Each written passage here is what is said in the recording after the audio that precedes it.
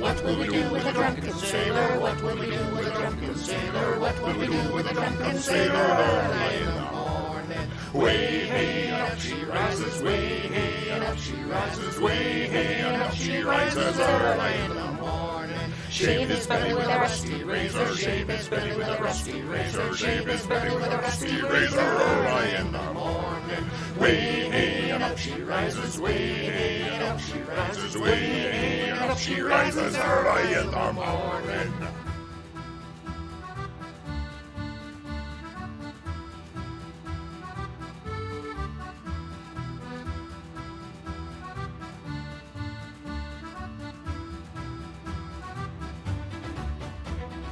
Put him in a longboat till he's sober. Put him in a longboat till he's sober. Put him in a longboat till he's sober. Early in the morning. Way hey and up she rises. Way hey and up she rises. Way hey and up she rises. Early in the morning. Stick him in the scupper with a hose pipe on him. Stick him in the scupper with a hose pipe on him. Stick him in the scupper with a hose pipe on him. Early in the morning. Way hey and up she rises. Way hey and up she rises. Way hey and up she rises. Early in the morning. And from what I have heard, you are skilled indeed.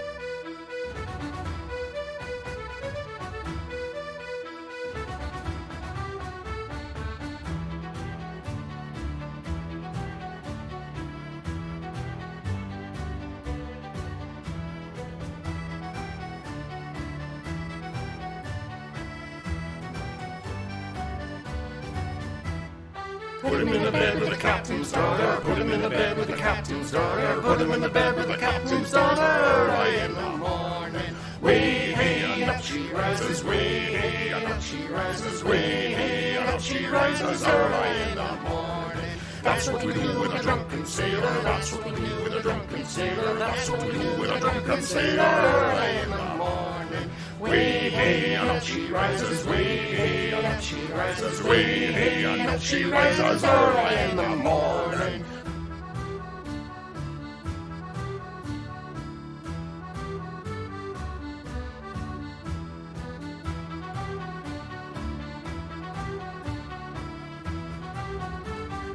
Early in the morning.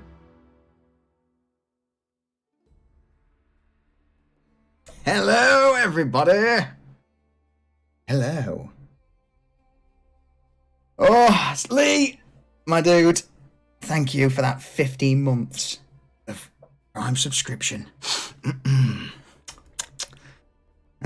Let's all be good and not make sneeze solid. Well, I mean, you're going to have to point at your bestie for that sneeze. If I remember rightly, it was that was a jump special. Talent is always welcome among us.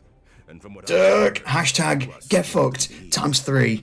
Cheers, buddy. Thank you very much. How are you? Oh, how is everyone? Oh, let's bump that up a tad. Ah, really?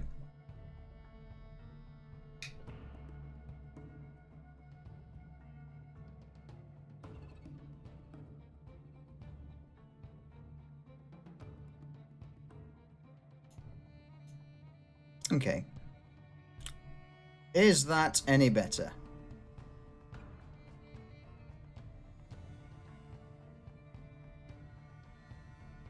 Marvelous.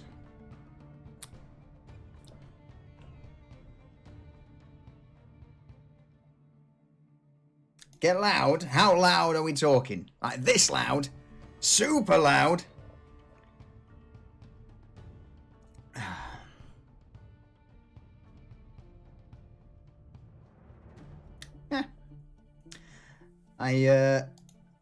That Windows update has really knocked things for six recently.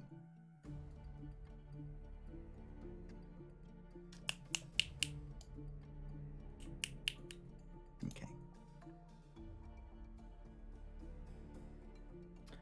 All right, let's bring that down to there, and hopefully we'll see how it goes. The recordings sounded absolutely fine, but obviously shit changes. You may have to turn me up on Discord though, but we'll see. We'll see. Okay. Let's bring the rest of the folks in.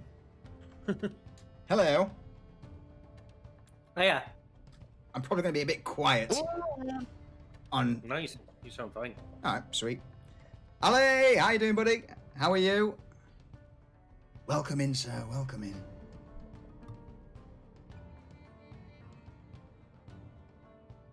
So, Luna, hello.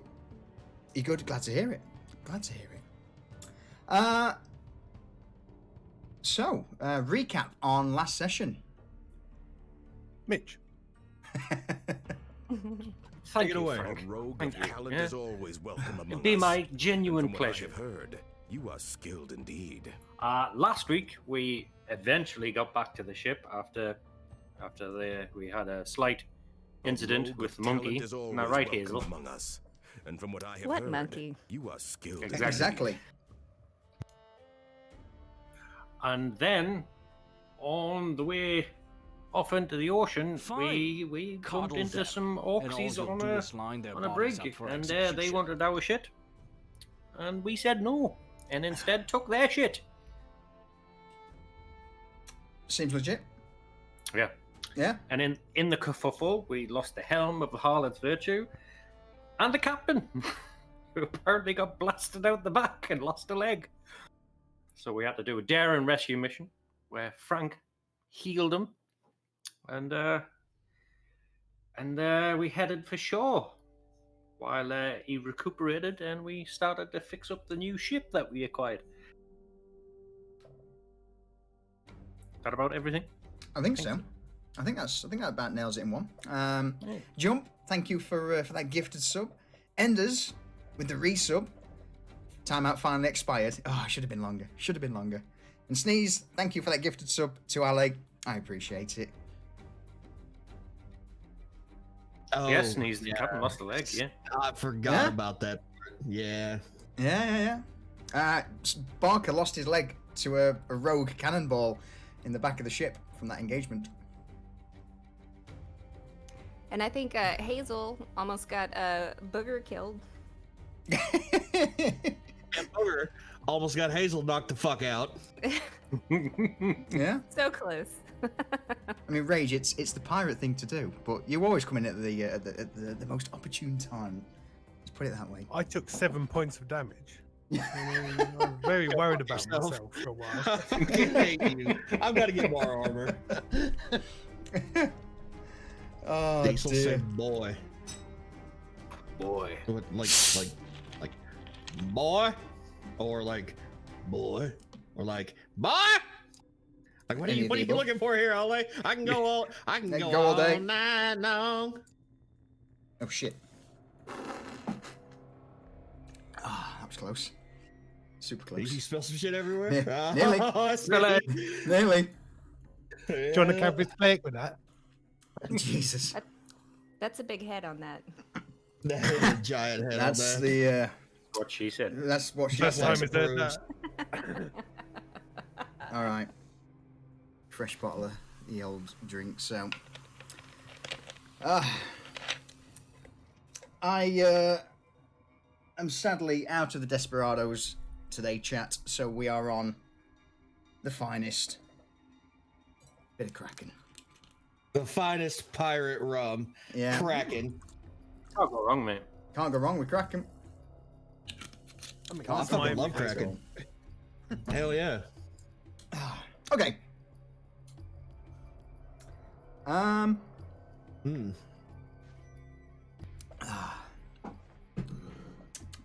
Tastes like the Caribbean already.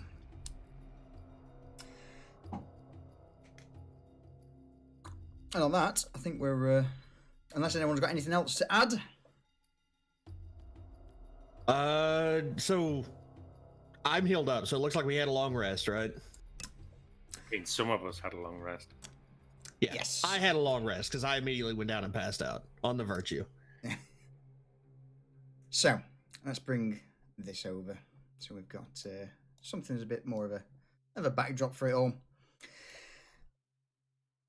The Harlot's Virtue was steered back to the coast alongside this new vessel that you acquired from the Orcish warband. The name placard on the vessel was the Hydrophius, or Hydrophus. Hydrophius. Hydrophus, depending on your pronunciation. There is an I in it, but I am easy. Let's put that on for a bit of background noise.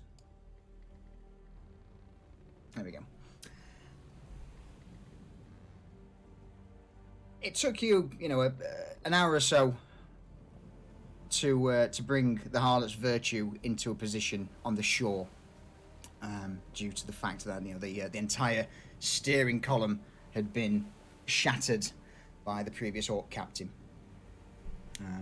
But eventually, you let the Harlot's Virtue just drift and slam onto the shore, onto the beach. Immediately, various members of the crew disembark from both the Harlot's Virtue and the Hydrophus and make landfall. Glade looks to Mitch and with a solemn expression. Mitch, how is the captain? Is he well? Or do we not know? Well, he's not going to be running any fucking marathons. I'll tell you that for now. But he's stable, still unconscious. Just going to take time, I think. McCullen calls in from the back. Oh, some sort of piloting that was of the ship. You were getting the whole back end blew out and the captain getting shot with a cannonball. Well done, Mitch. This is all your damn fault. It's my fault. He seems visibly upset at the news of Barker being hit. Just go cool your head somewhere, but just get out my sight, all right? I'm not in the mood. It's been a busy fucking day. And there's lots of work to do. I'm tired, I'm ratty. Let's get this fucking done. Over the next few days, you and the crew pull together and begin stripping parts of the Harlot's Virtue down to reinforce the Hydrophus. And in fact, go on, Mitch. I'll let you sort of explain what's happening to the vessel. Well, I task Frank and Bugger to remove the cannons and the ballistas from the Harlot's Virtue. So, Frank, Bugger, can you both just roll me a quick strength check, please? Not on the screen, I can't. No, you can't. But if I do this...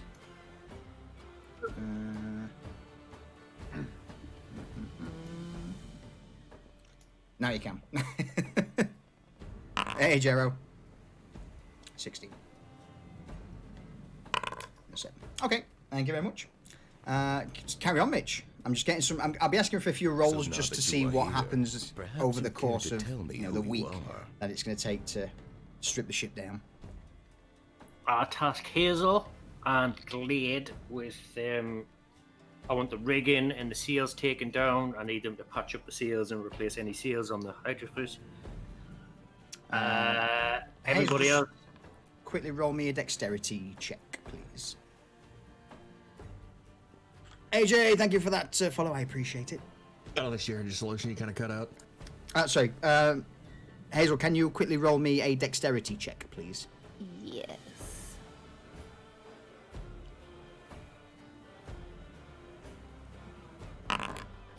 Sweet. Okay. So that's Glade and Hazel are currently attending to the rigging. I task McCullen to cut lumber, so we have spare lumber for repairs because I don't want him in my side because he's pissed me off. And everybody else is on repair and barnacle cleaning duty. of the new ship.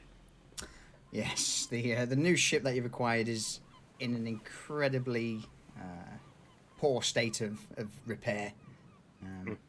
Various patches inside the hull have been just boarded up with very little care taken to how. Literally, you've got like stool seats that have had the legs chopped off and just hammered in place to cover certain holes in the bottom of the ship where there's multiple slow leaks. So yeah, we'll drag the ship up onto the shore with ropes and have it tied off against trees and stuff, and so I can get proper repairs done to it, not so it's fucking ramshackle. So with all this, Mitch, can you roll me a carpenter's tool check? Yo. And then also, can everyone else just roll me a 1d4, please?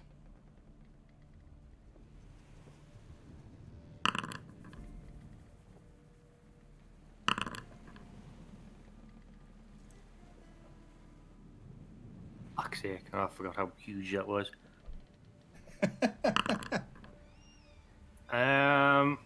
There isn't a rule for that. /1d20 plus your proficiency. I will bring in the reason for the rolls shortly.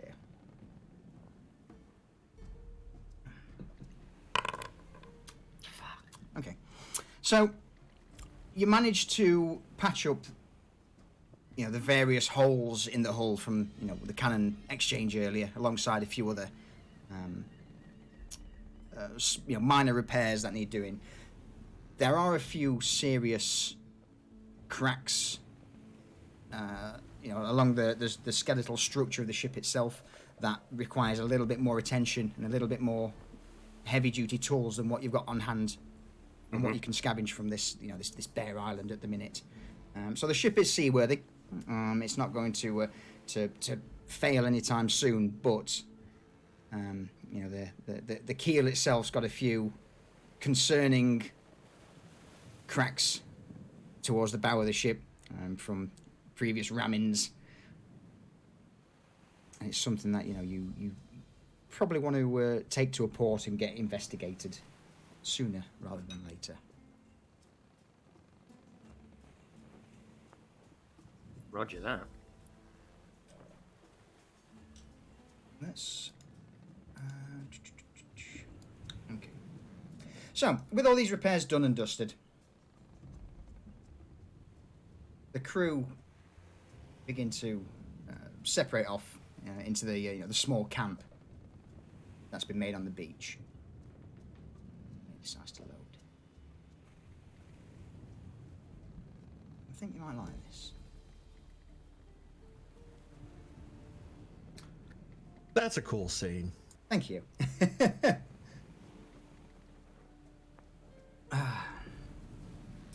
When it wants to load on... yeah, there we go.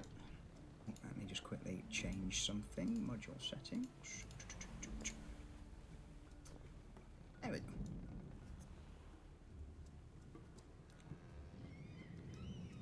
So, with the Harlot's Virtue on shore, and you've got various bits of wood and empty kegs and crates scattered all over the bay.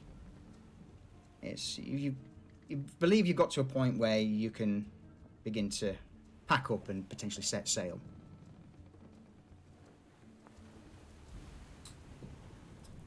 Delilah, raises her hand and gathers the party round.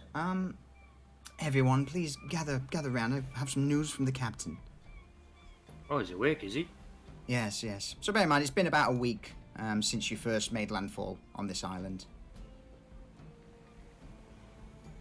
And, Delilah looks around to the party. Does anyone happen to how can I put this? His words were can somebody make me a damn wooden leg? Because I cannot be standing up. I believe those were the words that he said. Oh hell yeah! I can make him a wooden leg. You can make him a wooden leg? Yeah, sure, bitch. No problem. Okay. If you want to do it, crack on, mate. Delilah and Glade both raise their eyebrow and, look towards Booger. And Glade, is this going to be alright? Absolutely not. It'd be funny, though. Delilah just shrugs. You going, Days? What do you mean? It's not gonna be okay. I mean, I expect you just to do a sharpened stick just to stick in his leg. What? No, come on. Or it's As going this to look is- like a cock and balls. As this conversation's going on, Damn it. you hear like the swinging open of a wooden hatch, and Barker's head pokes out at the side of the hydrophus. Hey! Are you Mitch, Booger, Hazel, Frank? Aye, Captain. Yeah. So, 2 questions. One, where the fuck are we? 2, what the fuck happened? Mitch, you want to take this one? Yeah, he's going to be angry about this ship, right? Yeah, so, where we were, where we got the treasure, we haven't gone very far. Right, hang on. We've not moved. No. And also, Barker continues leaning a bit further out and points across the bay to the Harlot's Virtue. any particular reason there be no sails on the Harlot's Virtue? Any particular reason why the damn thing's been beached on the shore? And also, any particular reason why I'm in this shithole of a boat? Spittle's just spraying out over the side as he's raging away. Nah. We getting cutting. What was that, Diesel? I said Booger just walks into the woods and starts fucking getting the leg ready. No, Cap. Just calm down.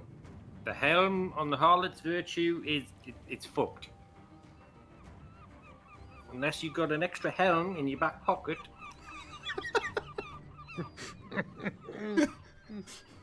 I feel like I've had this conversation before. Then it's not gone anywhere. All right. So base. Fuck. You. Hazel.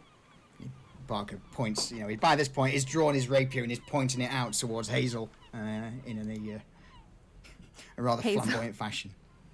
Hazel starts backing away towards Mitch. Because she knows that he's angry. Look. Is this true? Go on, you tell your captain now, wouldn't you? I mean, things have happened. And, yeah, it's true. It's true. And then she hides behind Mitch. All right. So, Well, he takes a deep breath. so the Harlot's Virtue currently has no helm. All right? Or sails, or cannons, Or sails, or cannons. a cargo. But I put him over there. Aye, so that brings me to the next question. This boat, this floating coffin that I be in, smells awful. Where did you get this piece of shit from? We commandeered Yes. it. I like that word. I commandeered it from some orcs who shot off your leg with a cannonball. So, can I ask You know what? Where's your leg? No idea. Ha ha ha ha ha. Very funny. Very fucking funny, Mitch. Barker's not amused by this statement. All right, well, look, I need something to walk about. Did Delilah give you my request? The bugger's on it. He's gonna carve you up a lovely peg leg. What now? Peg. No. Who now? Bugger. He was very adamant about And with that, helping out his captain. Barker immediately slams shut the wooden slats over the window, and you hear like a one-footed as he hops through the captain's quarters in the ship before it dies down as he goes deeper inside. I think that went really well, don't you? Fucking Well, he, I'm did gonna have have a a menu, damn isn't he? penis as a leg. Good time. Oh, I think he's mad. I can hear him yelling. Mitch, how'd it go, buddy? Really well. Yeah. Are you Good. already done with the leg? Hell yeah, I'm master at playing with wood. That's quick. Mitch, here, go take this as a captain. Solution, I sent you a little something in Discord. Okay. Hazel sees some crabs walking by. What is that? What is that supposed to be? What is that supposed to be? Oh, I've got to twitch up. Close that down. So, chat. This is. Oops, that's huge. That's what's been made.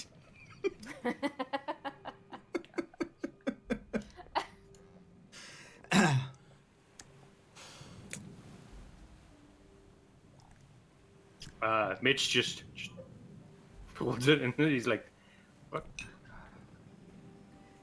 What is this? It's a peg leg. It's a peg-in leg. What the fuck is this?"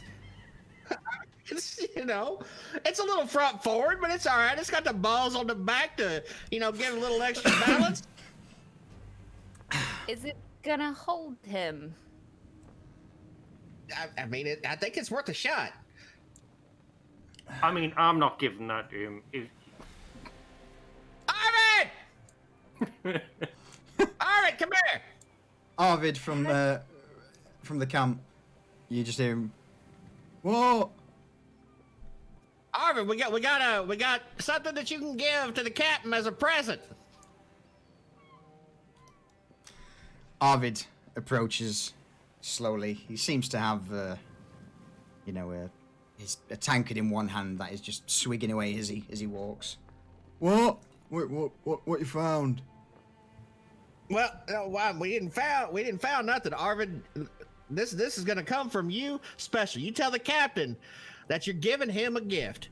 Now, the captain got half his goddamn leg blown off. Well, you made him a peg leg.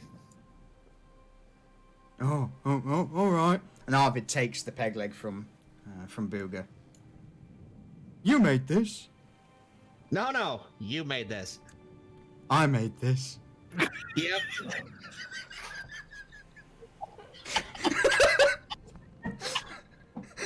Oh god!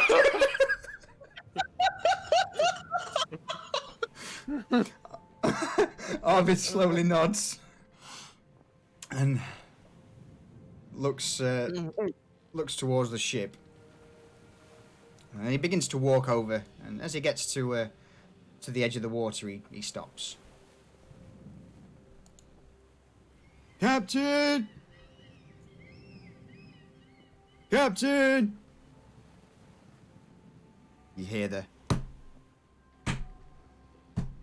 hopping man, and then again with the wooden shutters just boom. What the fuck do you want? God damn it. What do you want? Arvid looks over his shoulder towards Booger. Yeah, go on, Arvin. You got this. Made you a present, Captain. I made this. Arvid draws his arm back with this log Oh in his no! hand and just fucking yeets it towards Barker. Barker. God damn it. Loses his other leg. So, Arvid yeets it. Barker sees it coming towards him and attempts to dodge out of the way. But with missing a leg, doesn't have the time, and he sort of topples backwards as this wooden thing just comes straight through the window and smashes into his head. From outside, all you see is just Arvid just yeet, Captain, I got you this! Launching this wooden leg, and then in a distance from the bottom of the ship. Oh, you bastard! Hey, Orcish, how you doing, buddy? Been a while, sir. Arvid then turns around. I gave the captain his present. Yeah, we saw. Oh. Good job, buddy. It's a hell of a throw. Hell of a throw. Delilah's stood there at the back with her hand just over her face, just face palming so hard, and Glade shakes her head. Not Glade being Glade, she doesn't seem to care as such. But Delilah just, oh, for God's sakes. All right, well, it seems that the captain is appeased for now, or knocked out, one of the two. Frank turns to Mitch. Looks like I better go and heal the captain again. Yeah, if you don't mind. Mitch? Yes, mate. So after thinking about the design of that peg leg, I don't know if that's gonna work for him exactly. I don't know if you want to do something, or we ought to get him something when we get to port. You know what? I got this, mate. Don't worry. Okay, all right. Yeah. But now he's got a souvenir. In case he gets lonely. You know what I'm saying? A concussion? Jesus Christ. Fractured skull.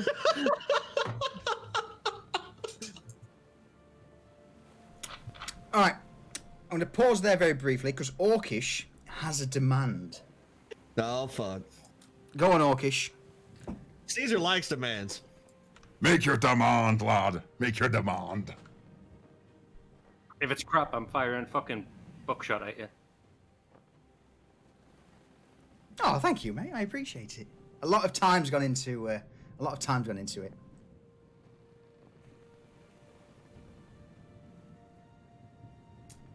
It's a custom ship. Both of them were kind of, but the new ship's definitely has some work to it. Mm-hmm. But fire away, Orcish. You've got. What are the demands? Oh, here we go. Here we go. While we're waiting on these demands, Hazel is chasing crabs and stabbing them with her new dagger. Roll me a dexterity check. Ale, no worries. Thank you for dropping by. I appreciate it. And I hope your headache clears up soon. And hopefully we'll have a catch up at some point soon, or we'll speak to you later. 18. All right. You managed to go about your business. None of the crabs snap out at you, which is a shame. And one attempts to clap onto your finger just as you stab it, but nothing crazy happens. Listen, Joe. When you meet Caesar, I'm not gonna stop her from beating the shit out of you. Listen, we gotta eat. I mean, I like crab, you know, boiled some crab Yeah, up. yeah. Tasty shit. Orcish, that is a very long and complicated answer, as to Yeah. which we shall answer off stream at some point. We'll have a catch up at some point, and we'll have a chat. Hashtag giant crab when. Anyway, She pissed off the crab god. Oh shit! Here comes the giant crab. Listen, actions have consequences. yeah, And we've got As- a sound clip all ready for it. yeah. As this is going on, the previous orc who joins the crew from before steps forward and offers a nod to the crew. Did we ever get his name? No, you didn't ask. Big Green. Yeah, let's just call him Big Green. Big Green. Yeah. Delilah turns around and nods towards the orc. Garvash, welcome back. Is there anything we can do for you? Well, the rest of the crew were wondering what the plan is. We're all getting a bit ready for hitting the seas. I mean, we're about to head out, actually. Oh, that's Pack good. up and go. That is good. I like it. All right. Well, is there help you need moving? Because, you know, I'm this island's giving me the creeps. There's something about it. That's fair. Yeah. I'll go. Go with ahead, it. Mitch. No, you got it. All right. Yeah, I mean, yeah, big boy, if you want to go rustle the crew up and get these tents and all this, all our supplies and shit packed back up on the ship, we'll get the fuck out of here. All right. Well, I could do that. All right. I'll go and rouse the crew. And yeah. And with that, he turns around and storms off back to the rest of the crew. And before you know it, you hear McCullen. Hang on a minute. What the? Hey, oi! Who are you to be giving me orders? You big. You're one of. You're below me. You're below me. You are. You're one of the new members of the crew. And It doesn't matter about pecking order. I will. Do you want your skull crumping dwarf? before you know it, you see the rest of the crew begin to reach into their pouches and throw a few coins towards Shandy, and she's there with this coin pouch, a massive shit-eating grin on her face, and whispering between the crew. It seems like taking bets on who's going to win out of McCullen and Garvash. Yes, Gerald. Yes, it is. It's going to be some one-sided betting. Do we want to get in on this? I'm not gonna throw any coin against it because I think McCullen's gonna puss out here in about 10 seconds. I bet that McCullen dies. Nah, he ain't gonna fight that big motherfucker. Or I hope. Cockroaches can survive nearly anything. He's not wrong.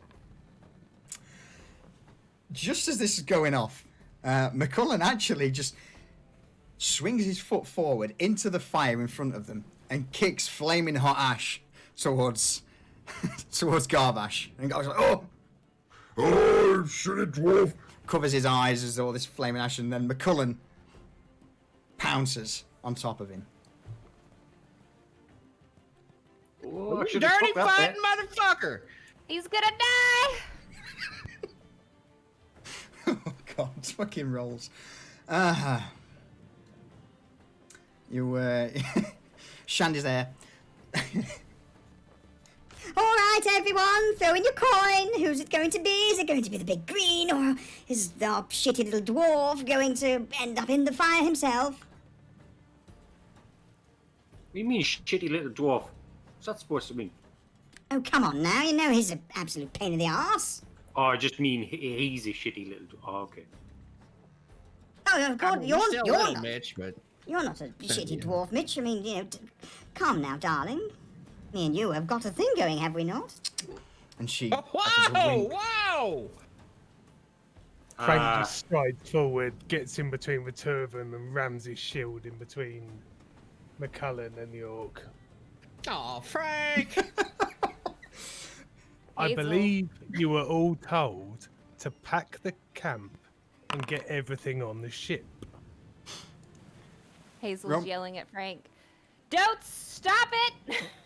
I want to see McCullough get stabbed! Frank turns on Hazel and said, "Haven't you got anything important to be doing?" Shit, I'll go back to stabbing crabs.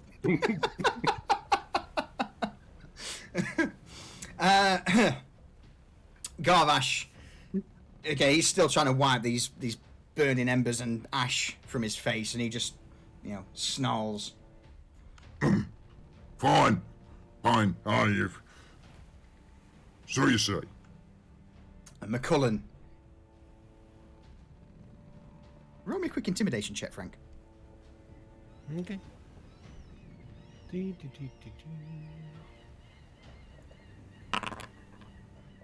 Fucking hell. Everyone's intimidated. The whole camp goes silent. And McCullen's there, staring up at Frank. A single tear falls from the side of his eyes. I'm sorry, Frank. I didn't mean it. I was just trying, to get above the new guy. I'll not do it again. I promise. Just remember, we're a small crew. We need to work together. Else we'll be at the bottom of the ocean, unlike the others. McCullen nods. Yeah, all right, yeah, you got a point. I'm sorry, I just, new orcs and dwarves, we don't tend to get on that well. But, I just thought I'd try me. Look, I'm sorry, Frank. I'm sorry. And he puts both his hands up and turns to Garvash and offers a single nod in an apology.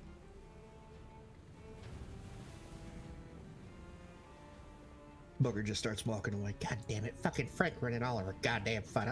McCullough gonna get his ass beat. It's gonna be amazing. Fuck. Hazel picks up a rock to throw at McCullen because she's pissed that he didn't get hurt. Roll me a sleight of hand check. Can I see if I Yes. see this? Yeah. With Because disadvantage. I want to stop her. No. Wait, With disadvantage. Frank's in the Sleight way. of hand with disadvantage. Yeah. Because Frank's in the way. Oh my god. All right. Just as sort of Frank, he's between McCullen and Garvash. And this rock just flies over his shoulder. What happens, Hazel? It barely misses Frank's ear and hits McCullen in the left eye and sends him to his knees. Point of order. Go on. Frank's over 6 foot tall and McCullen's a dwarf. I've got trajectory. She lobbed it. I lobbed it. With a sort of overhand throw. Right. It goes high up in the air. Just over Frank. But due to the parabolic trajectory, there doesn't seem to be enough force to really injure McCullen. But it's still enough to hit him just below the eye on the eye socket, and he's sort of, oh, what was that? What was that? And then all of a sudden, the rest of the crew, like Osric, Grade, and Kazi, all begin to look around the around the camp. Hold on. Hazel uses disengage to hide behind the cells.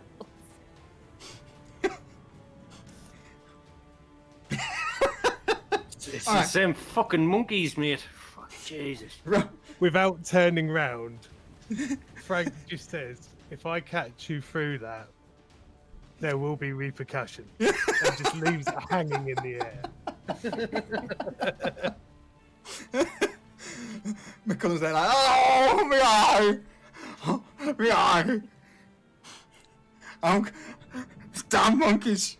And just as that's going, you hear from the distance, "You got another monkey!"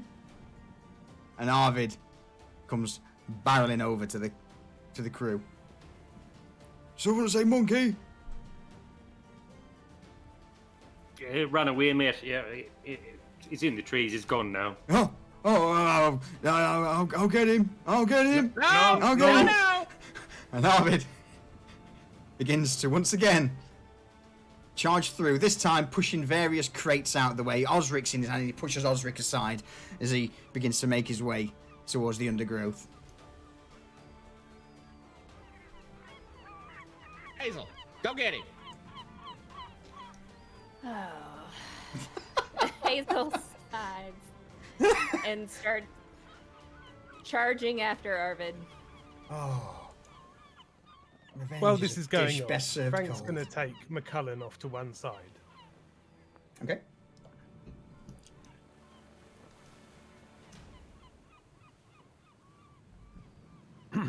He's going to just say to McCullen, "Now, I'm looking to you to try and bring this crew together. All right. I need you to help the new orc out. I know you've got some racial differences with them, but during a fight, he could be the one that has your back. And let's face it, he's going to be handy in a fight." Just roll me a quick persuasion check. Doesn't matter on the score as such, but McCullen is well and truly enthralled by Frank's words, and you've got a point, Frank. I mean, I could be the first one who casts aside his hate for orcs, and we could be like brothers, and we can fight on the ocean. I can have like this big orc behind me with an axe, and I can like shoot round him and use him as like yeah. The Great Dwarf Hope. So can I trust you to make him feel welcome and part of the crew? Yeah, cool. I've got you, Frank. I've got you. Because you're a I'll do what very you say. valued member of the crew, and he'll appreciate that. Yeah. And McCullen taps his pistols at his belt, sort of leans back, looking rather smug. Oh, I appreciate that, Frank. Yeah. I mean, yeah, I've got you. And he winks to Frank. I've got it. Yeah, you can leave it with me. You can leave it with me. You're a good man. Good man.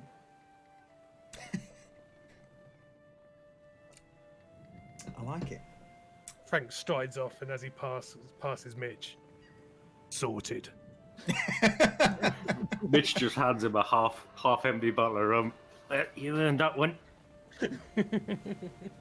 Frank and I have completely different managerial styles. You don't say. Scare him down, build him up. While this is going on, Arvid's just currently on his hands and knees, furtling through this bush. Hey, monkey! So now that you are here, Monkey! perhaps you'd care to tell me who you are. Monkey! Hazel says, Arvid, stop! Come here. Oh, what? Arvid gets up. Well, what's up? Hey, Hazel. What do you want? Arvid. When I killed your monkey earlier, I was a little scared. It was flying at me. But if you don't get your ass back to camp, I will kill every monkey that you find. Oh my God! God roll me an intimidation check. Beneville, thank you for that follow. I appreciate it. Yeah, but these monkeys, they're fluffy. I mean, if I get another one, Hazel, it won't like claw your face off. But I will kill it. Get back to camp. Oh, all right. Arvid heads back to the camp. Oh, dear me.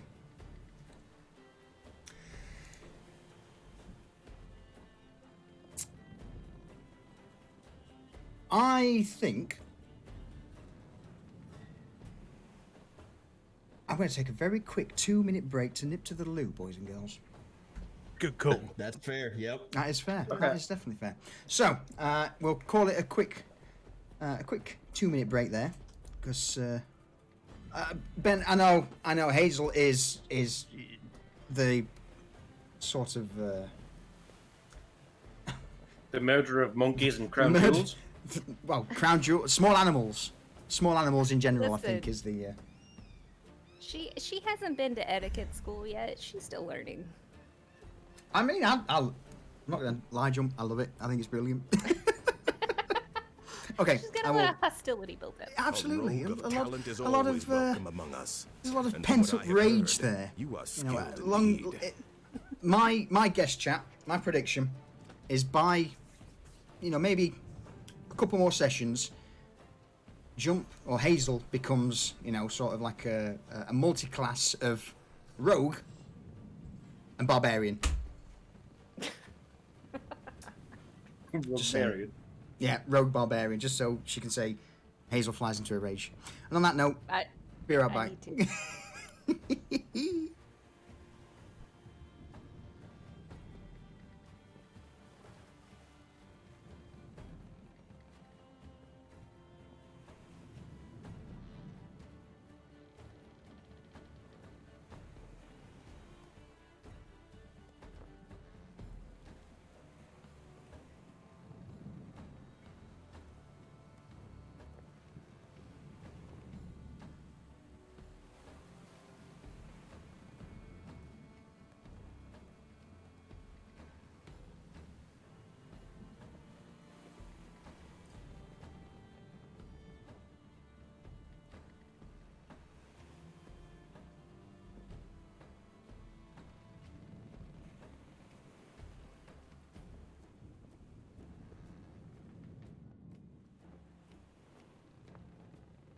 I'm back.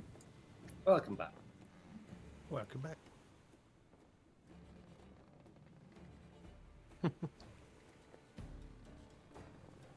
Fucking words of wisdom from Frank. He barely opens his mouth, but when he does, everyone listens. I'm working on the redemption of McCullen.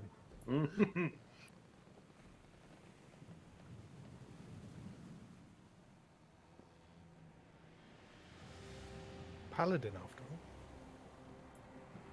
all. You're a good guy, Frank. You're a good guy.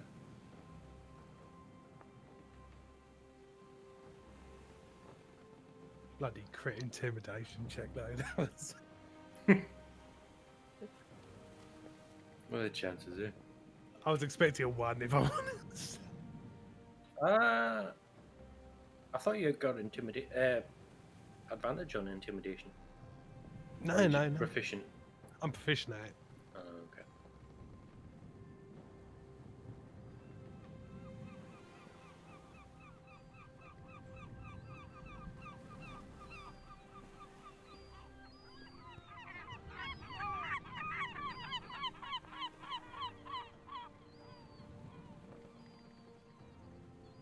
Wonder how long it's going to be before McCullen can ride the orc into battle. What the fuck have I come back to? Oh dear. Beneville, thank you for that Prime sub, buddy. I really appreciate it. Thank you. I appreciate the support. Oh, What do you have, like a saddle or something? Just sit on his shoulders. send the shoulders, yeah. Firing his pistol. Firing his pistols as a go. That's not a Like bad Rocket idea. and Groot. Yeah. That's not a bad idea at all.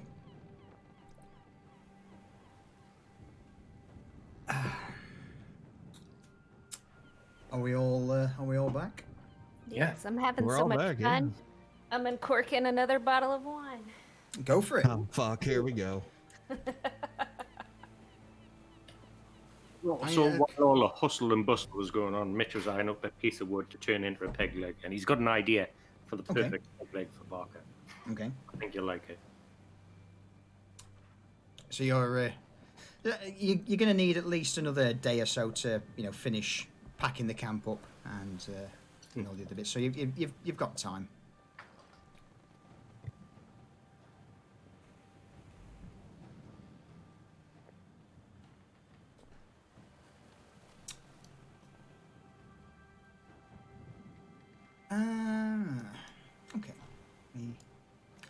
move things around. Blackburn, come and get a glass of this wine. I need to get him a little inebriated Yeah? so that About what? he doesn't know what's going on. Okay. Moving on. No. Hang on. I'm intrigued. I'm intrigued. We're onto Carry on, something John. Carry on. His inhibitions are lowered, and Okay. Jesus. Okay. Yeah. things happen. Fire up Netflix. The Put on some birch birchwood. logs. The birchwood. Hold on. So, Hold on. chap, basically, what we're trying to say is if you go to www.onlyfans.com/Blackburn35, you'll be able to see this content. Inebriation will give you bonuses to persuasion checks. Do you know what, Ben? I agree. I agree. And man needs to put less Kraken in his coat because that's going down far too quick. Yeah, Okay. yeah, they all do that. Yeah, yeah. Okay. While everybody's packing up, like during the night and that, Mhm. Mick has a bunch of flintlocks that he's got left over, and he decides to take them apart and integrate them into Barker's new peg leg. Okay. Well, what we'll do is let me do something quick. Let's set Oh, this- fuck. Set some mood lighting. I like it. We'll set some mood lighting. That's a Is bit bright. that birchwood? On Not on this this island. On this island, no. It's mostly going to be Palm palm. and shit. Yeah.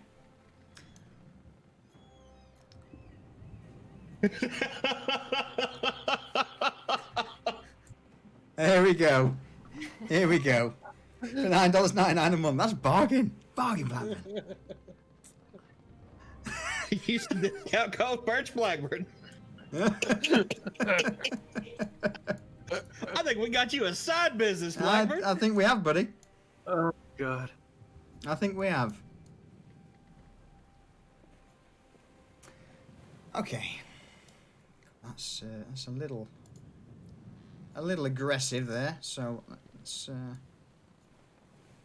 Just tone it down. You Tone want it down the a bit. soft shadows. yeah. Let's A little bit of Barry White playing in the background. Yeah. Harvard breaks out the bass guitar.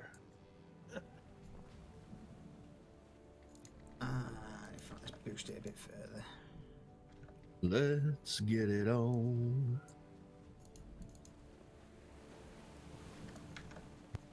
Cool. There we go. Okay. So as night sets on the camp, you can't really do much work further on the ship due to it being pitch black. A few members are asleep aboard the Hydrophus, and including Barker, but the vast majority of the crew who have remained are all gathered around the fire, sipping what's left of their own personal stash of rum. Let's move people around a bit. What's everyone's plan for the evening? Is there an intoxicated status effect? That is a good question. I'm not seeing it. Nah, it doesn't look like. That's a feature improvement that needs to be added. It is. Mm-hmm. So, let's have a look then.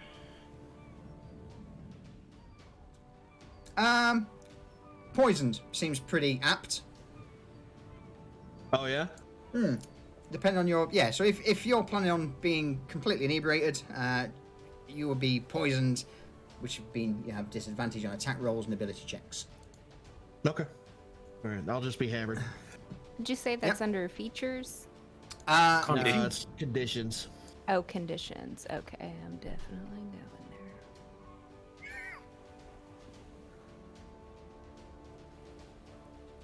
So, as the night sets on, Arvid, I'll be back shortly. And he makes his departure from the group, swaying.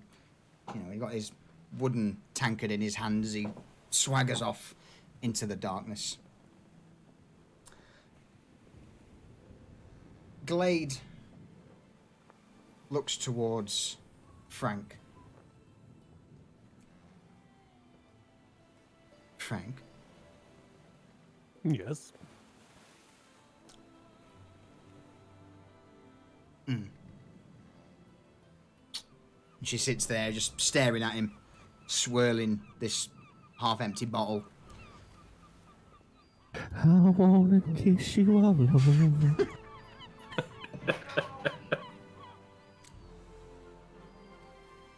What's the chances that, me and you could,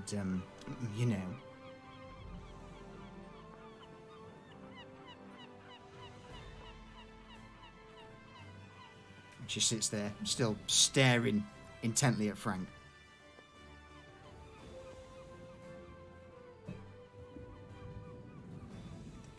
Did we kill Lee? Planning how to respond to this. He's like, I gotta think about this shit for a second. Hold on. Thank you, Callie. Mitch puts his tools down and stares at Frank intently like, oh, where's this going? Bugger just fucking hammered off his ass, laying down on the beach. Just goes, when a man loves a woman.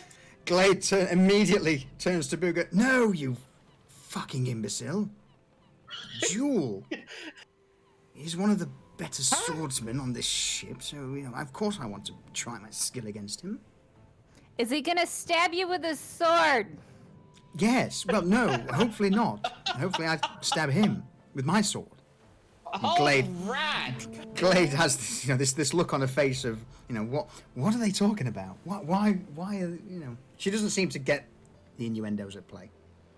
Glade, are you gonna do this, around the fire in front of everybody? Well, yes, of course. I can't exactly do it out in the dark, can we? Gotta be able to Dinner see to what I'm show. doing. All right.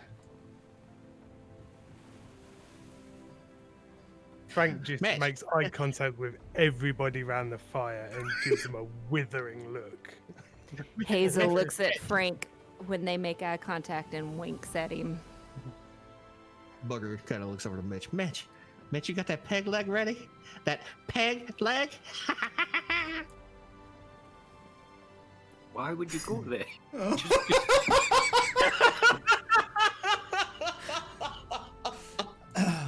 Trying to make something beautiful here, and you're gonna turn it into a fucking dick joke? Mitch, you know what the fuck you're talking to? Yeah. My bad. Frank just looks at Glade and says, how did I fucking fall in with these fucking idiots? Glade shrugs her shoulder. I'm not entirely certain what they're talking about, but if you wish to cross swords with me at some point, I would be more than happy to. I'd be more than happy to spar with you. Thank you. Now or later?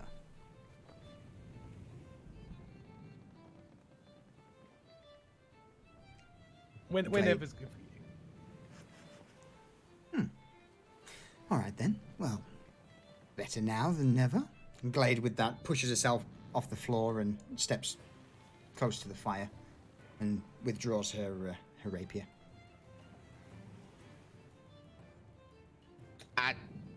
I'm so disappointed right now. Wait. So Hazel's like confused. Hazel's asking the group, are they gonna fight? Or are they gonna do something else? Fight. I'm so confused. It's a kink thing. Don't worry about it. It's all foreplay, baby. So Glade stands close to the fire, with rapier in hand and in a usual offensive position. And she looks towards Frank. Just turns his head to Booger and goes, "You might want to step back." Well, I ain't standing nowhere. I'm gonna like crawl my ass back.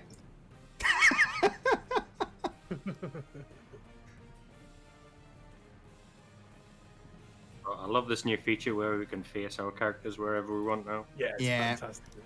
Wait, how? So if, Right on your character, and then just see the little turny circle. No. No. there's a grey arrow circle that's at the back of your character. So if you left click and drag, you can turn your character around. I don't have it. Right. Right clicked on your character. Oh, I see it. Okay.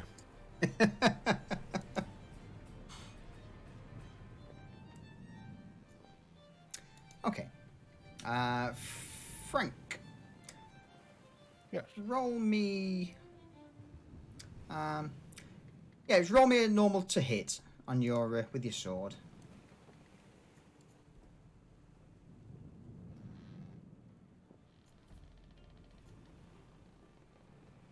No, Booger hasn't had too much to drink yet. It's kind of hard to see.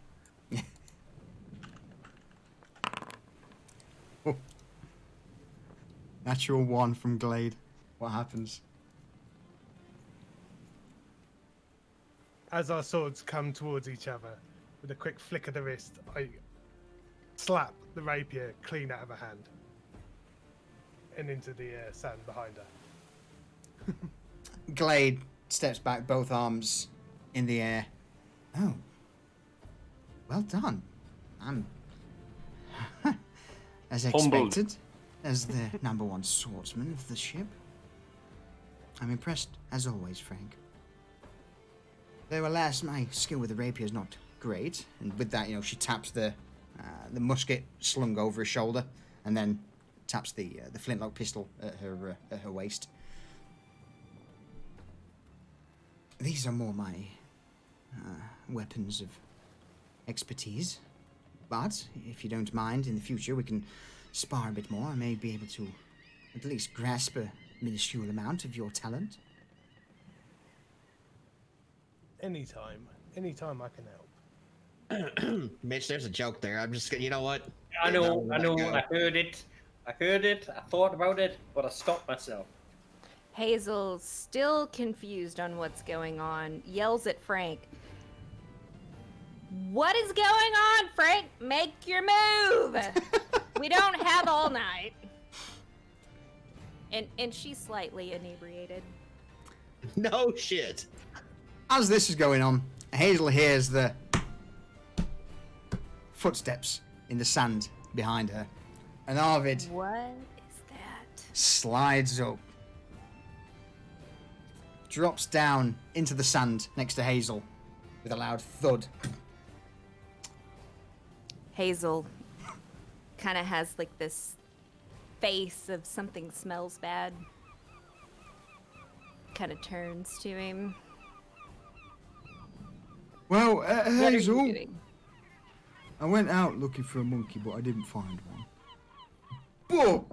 But, and with a hand behind his back, he brings out this bunch of what looks to be, various flowers and leaves, sticks, twigs, and leaves from the local bushes, and he sort of pushes it towards Hazel. I got this for you. But And he why? he She's really, trying to push it back. Yeah, no, he roll me a strength check.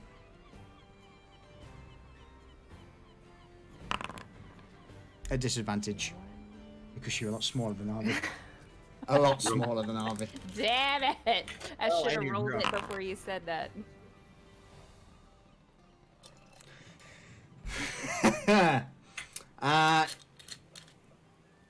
Arvid's quite a large guy, Reinforcements. and he I'm continues afraid you are pushing too late this to save bunch this of weeds, roots, and various other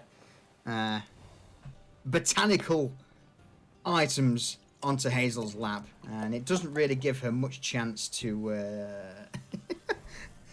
to pull them away. Oh, these are for you. Look, I picked them especially for you. Arvid. Hazel looks at Arvid, and the flower's now all over. Hey, Lone, thank you. It's like 1 second. there's just shit in your belly button. Can you get that out? What? And he drops this bundle of one could say almost a floral arrangement, but just with, you know, various odds and ends into Hazel's lap, as with his left hand begins to pick at his belly button. With a massive shit-eating grin on his face. Frank looks at Hazel and says, "Did Arvid bring you a little present there?" Oh, Hazel glares at Frank and says, "Don't you have something to tend to right now?" Not with his I've pants won, on. mind you. Hazel, roll me a quick Constitution check, or sorry, Constitution saving throw, please. Let's see. And while you're doing that, Lone, thank you very much for the raid, and welcome everyone. I apologise for the delay there. Fucked. Oh, I two. can't get away from this. Welcome in. D&D's going well. We're currently on a bit of a downtime due to last episode's naval combat, and it's going. I think we're enjoying ourselves. I think we're having a bit of a laugh. Is this because I killed the monkey and stabbed the crabs? I mean, the dice land where they land. No, hold on. This is because you gave Blackburn part of the ship, part of the crew. Oh yeah, that is right? yeah. Yeah. Yourself to blame, obviously. So, all of these various herbs, leaves, roots that have been dumped on Hazel's lap, are all types of poison. Leaves. Poisonous plants on this island, which whenever you touch them causes you to have, your hands within seconds immediately begin to come out in blisters and hives, and your hands become numb upon touching them to sort of brush them away from your lap. So they are on my lap right now where I am clothed and I have not touched them yet. Is that correct? No, I mean, they've been dumped. They've definitely been dumped on your lap. In this sort of. Yeah. So Hazel's going to look down to see this disaster on her lap and try to inspect what this is that Arvid has bestowed upon her. These are for Realize- you. Oh, go ahead. No, that's your present, Hazel. And Arvid sits there with this, rather large grin on his face. So does Hazel realize what they are? Roll me a quick nature check. Natural one. Let's see here. Nature. Oh, you know I'm good at this. Mm-hmm. Oh! Ah! So, in spite of never leaving Waterdeep, you can tell immediately, just by a quick glance, that these vines and leaves on your lap that have been dumped there are definitely not something you really want to touch. You don't know exactly what they are because, again, this the tropical climates are not your home region, but you can, from the smell that they give off and the way they look, you're pretty dubious that these things might be unpleasant. So Hazel, realizing that this is something that she shouldn't touch, immediately lifts her hands up and jumps up, and is like, Arvid! Are you trying Whoa. to kill me? No, I got you some flowers. And as he sort of, scoops the bundle up that's now been dropped on the floor, he looks at his hands. Oh, I've got blisters. Oh, I can't feel my fingers, Hazel. Is I that can't- what was I in can't your feel your belly fingers. button? Did you rub them in your belly button? And Arvid looks down and I can't feel my belly. Hazel, terrified of the situation, disengages back Shit. behind the barrels. Divrak, hey buddy. Twist of fate. So basically what's that? That allows you at some point to make someone's dice roll a flip of the coin. Either a 1 or a 2. Either a critical success or a critical fail. So at some point, if you say, oh, I want, that attack or I want that ability check to be, a flip of the coin, to either be a critical success or a critical fail, you chime in. Now, Callie gave me one earlier, which I'm saving for, so we'll see. Because shit, Lord. Yep. Yeah. Ah, Fuck dear. me, Divrak, and I will come for you. Whoa, hang on. This is. I mean, I know this is an 18+ stream, but not on the website, Lucius. Well, you did last night, bitch. Well, oof. Okay.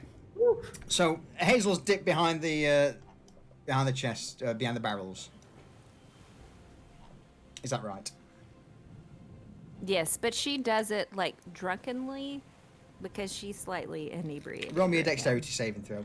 In fact, you know what? Yeah, no, roll me a dexterity saving throw. The time, Divrak. 11. Okay.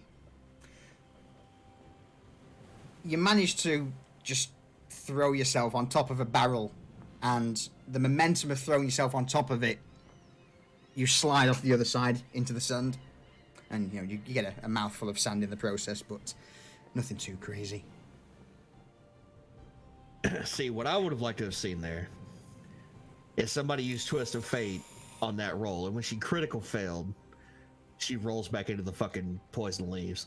Oh, but too late. That's what I sir. was hoping. We'll see. Yes, too late. But Hazel yells out to the group, "Do not touch the plants that Arvid has. Somebody slap them out of his hands right now. Frank, use your longsword." Arvid's there with this haphazard bundle of weeds in his hand, Whoa, I mean, my hands are all itchy now. Arvid, put the fucking flowers down, you idiot. Oh, all right. And with that, he puts them down on the ground and sighs deeply. Oh, what's the matter, mate? I mean, I got her some flowers and she didn't want them. She ran away. Oh, It's because they were poisonous. They're poisonous, mate. oh. Next Is time, right? Next time we're in port, we've got a nice florist, eh? Spend some of that coin we just got. Get her a lovely bouquet. I'd rather a monkey than those. That's not a bad idea. I'll do that. Arvid, come over to me and I'll neutralize the poison. Arvid gets up and begins to waddle over, half drunk, half, scratching himself as all these hives pop up all over and various rashes. I feel a bit rough, Frank. I feel a bit rough. Right, before I do anything, go and wash your hands in the sea and then come back. Bear with me.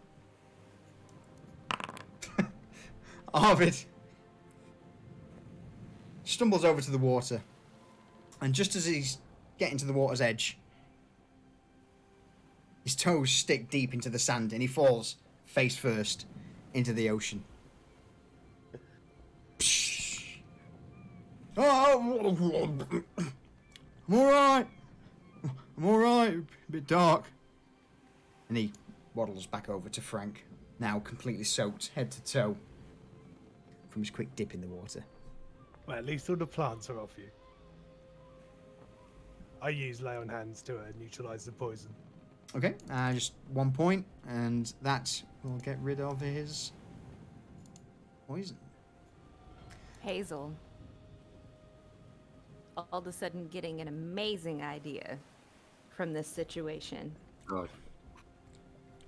is going to run over to Arvid, who is now healed, and whisper in his ear that McCullen's had a bad day and could use those flowers. Oh my god. Oh, Roll me a persuasion check. Let's see, where are you? Wait, hold on. Mm-hmm. You've already yelled at the camp that the flowers are poison. Yeah, just... McCullen's sitting right there. Uh-huh. McCullen's an idiot! Arvid looks towards Hazel, and then looks towards the flowers, or you know, the bundle of weeds that was dropped on the floor, and then looks towards McCullen. Yeah, but Frank said, "Oh, twist of fate. Reroll that Oh. /R 1d2." Okay.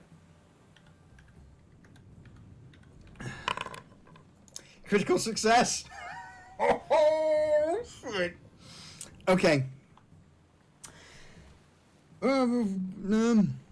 Arvid looks at the flowers on the floor. Honestly, I think I'm gonna get him some new ones because those are bad ones, aren't they, Frank?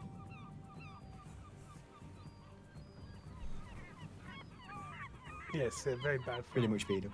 Yeah, okay. I'll get him some more. And with that, Arvid steps out. Once again, stumbling, drunk, into the darkness.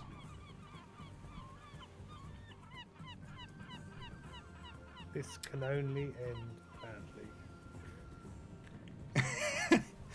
Garvash, the orcs, you sit there with this giant tankard. Well, crew, I mean, I know I'm only new here, but this has been great fun. We never did this when I was part of the old crew. We always just used to sit around looking for things, waiting for people to turn up and then try and loot them. It sounds a little bit boring. Eh, gosh? Oh, the old captain was an absolute arse. All he ever did was beat us all and said that we weren't good at our jobs. The orc sort of sits there and raises his tankard in the air. I like you lot. This has been fun. Good board, Garvash. To new friends, everyone. I raise a drink. The rest of the crew raise their glasses. And the echo of "to new friends" echoes around the camp. To new friend. No friend. Does this mean that we're like some sort of family? No, Get out of here with it that. 100% does not mean we're... I would have all liked right. you more if you would have stabbed McCullen. Oh. Blackburn's got part of the ship, part of the crew. Okay. Again? It seems to be a recurring thing. So good at it.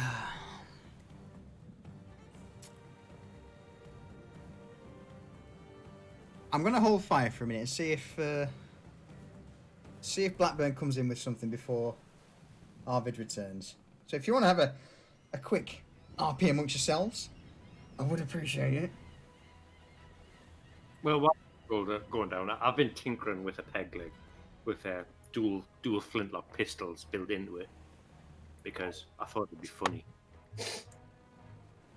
And I added some space flintlocks lying around. Hang on. You've put dual flintlocks in a peg leg. Because I thought it'd be funny. That's fucking brilliant. Brings ass kicking to a whole new level.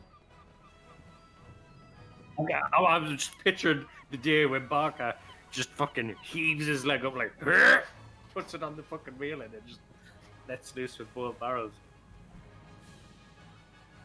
So I hold it up. What do you guys think? I think it's a fucking masterpiece, don't you? Hazel looks at Mitch and says, "Can I sign it, or can I put something on it?" You know what? Why don't you put your own little mark on it? Yeah, Mitch, why don't you pass that around? We'll get the crew to all put their mark on it. See any penises on there? I'm gonna start cutting fingers off.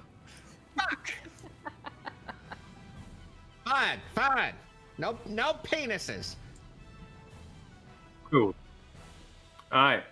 And I start passing it to person so they can carve their own little mark into the wood. Now, what does everybody put on there? Hazel engraves a ship on fire. Nice. Oh my god. Okay. Right. Frank etches in the symbol of his holy order. Perfect.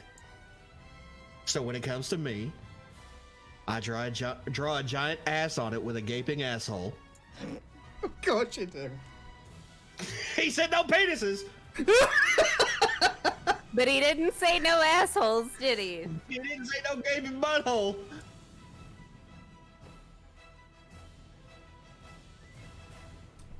Okay. Mitch, what do you engrave on it, sir?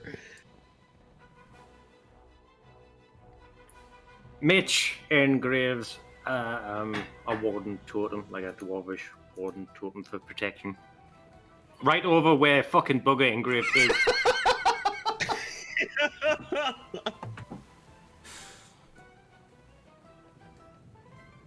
Mitch, don't you be fucking up my engraving.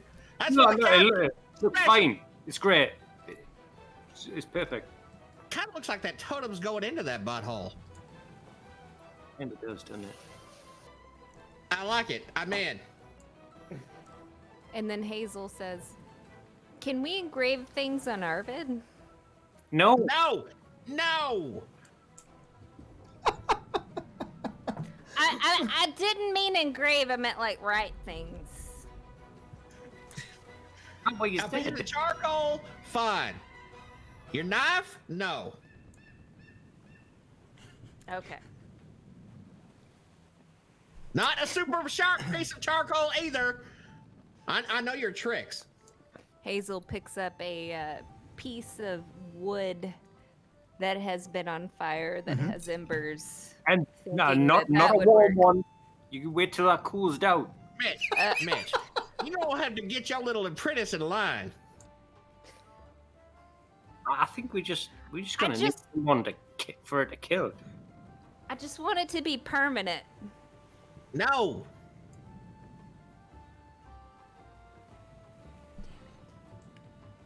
I can't believe out of everybody. She drops it. I can't believe out of everybody in the chat, Sneezer was the one that brought up Goatsa. Yeah. I'm not gonna lie, I may have had to mute up. As did I. This here. This is why she's my favorite. Yeah. Blackburn is waiting for the right moment Yeah. for Urban. So I'm guessing right now is not the right moment. Oh no, I'm sure it'll come. Don't you worry.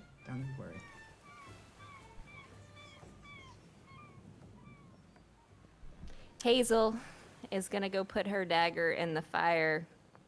And is McCullen within like eye range? Oh yeah, he's on the opposite side of the.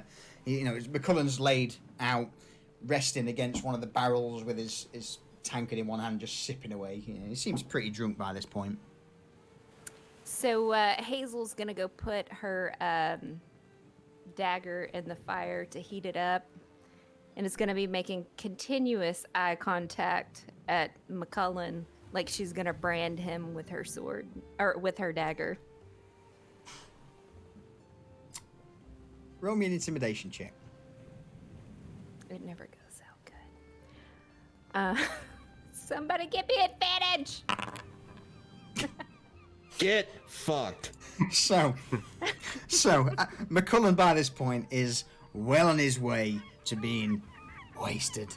Now, he is drunk as a skunk, just laid out, completely against this barrel, eyes closed, just...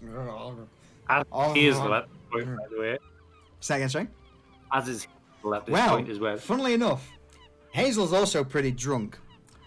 And as she's got her knife or her dagger in the fire, staring daggers towards, staring daggers towards McCullen, she doesn't realise that she's put her hand into the actual fire as well.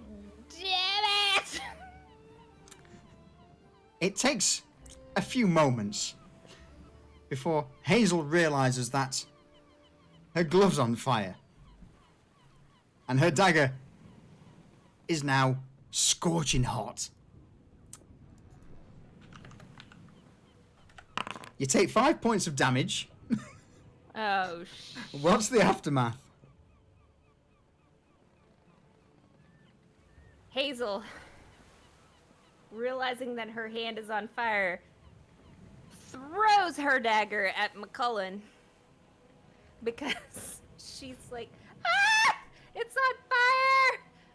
And, I mean, he's in her line of sight, so she doesn't mean to throw it at him. She was only meaning to brand him, but throws the scorching hot dagger in an attempt to take her glove off while it is burning. Roll me a sleight of hand check at disadvantage.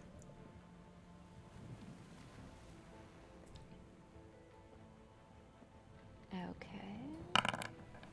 Jesus. So, not only does this scorching Don't kill hot, him. not only does this scorching hot dagger fly towards McCullen, but also this flaming glove as well. Both just go in his general direction. McCullen, again, is he's sort of resting against this barrel, head on it, looking up to the stars, like, oh, it's so.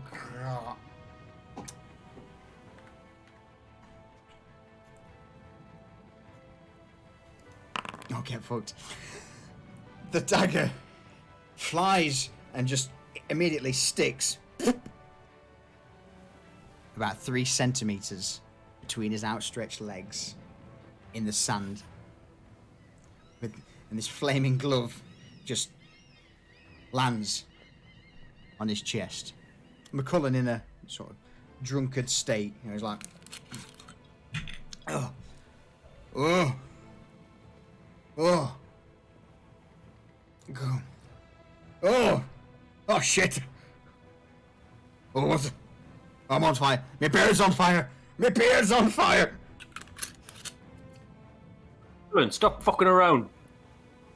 Hazel, holding her hand close to her breast, is just giggling.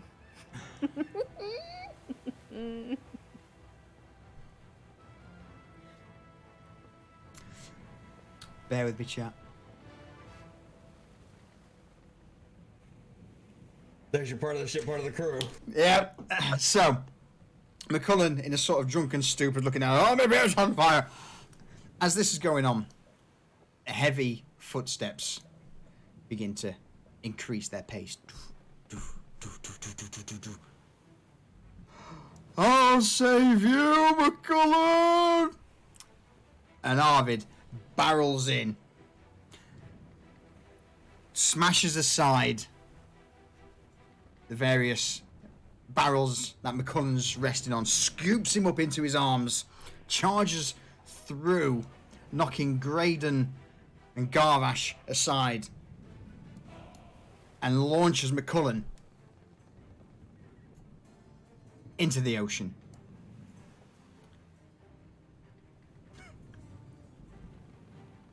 Don't put you out of fire, you're fine. Psh. All you hear is McCullen in the background. What the fuck you think you're doing? God. Life, mate. You safe now? Jesus. Mitch, What, mate? how about we get these motherfuckers on the ship? Let's get sobered up and get the fuck out of here. Well, that's a good idea, eh? Yeah, I also need to Well. sober up. It's the middle of the night. You know, there are still various tents set up, so most of the the crew, some head back to the Hydrophus, and a few others head into the tents on the shore. Yeah, Mitch, I'm gonna head to my bunk, buddy. I own it. No worries. I'll make sure everybody gets to their pits, and then I'll tune in for the night. Okay. So who's going aboard the ship? Who's going in the tents? So Booger's going aboard the ship, but Of course he is. Booger's never been on this ship before Okay. and gets lost and can't find his his bunk. Yeah. He falls asleep straddling a cannon. Off the mid deck. Question: where is McCullen after all of this? Shade, you can. Yeah, no, a twist of fate. They Uh, really gotta be the ship part of the crew. yeah, I would be part of the crew. That's cheaper than a fucking twist of fate. Twist of fate. Yeah, I don't mind a twist of fate. I don't mind a twist of fate.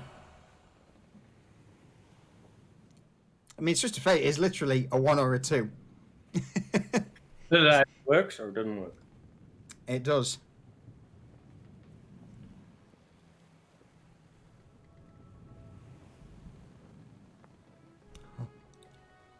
Okay, so where until this happens, Uh-huh. where is McCullen at this point? McCullen makes his way into one of the tents. He's having traipsed out of the ocean, soaking wet, grumpy, with a singed beard.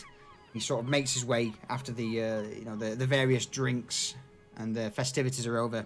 He collapses into the nearest tent. So since Hazel I sound knows stop. that Go to the shade. we are about to wrap things up and head out, and still is not over the fact of the kitchen experience and everything that McCullen has done to her. She wants to somehow either tie McCullen up to a tree or keep him where he is at so that he cannot embark upon our new journey. So,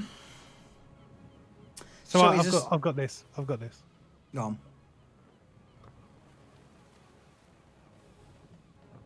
Seeing Hazel walk over to McCullen's sleeping body. What we'll do, actually, Hazel, roll me a stealth check first. And then Frank, roll me a Ooh. perception check. Okay. Oh, that's gonna be so much fun. Oh my god! I'm not so even gonna good bother. at this. I'm so good I at don't know, I mean, get a crit, Frank. I mean, it's not gonna happen, is it? I mean, it might do. Give it a go. She's so vindictive. In all fairness, considering how Hazel's been, Frank would definitely. I would say. In fact, no. Would you be keeping an eye on Hazel? I think he would be, I like, would in be all after honesty, the- with everything that's gone down. I've mean, only I'm not- protected him once today. Yeah, I would say I will give you advantage on that without you needing to spend your inspiration. I would say that you're pretty much on point looking for Hazel. There you go. Oh. I will allow Hazel to sneak through. It takes a fair few hours because Frank is, he sort of watches Hazel's every move, but Hazel finds one opportunity to slip through when one of the crew members is speaking to Frank, to slip inside McCullen's tent.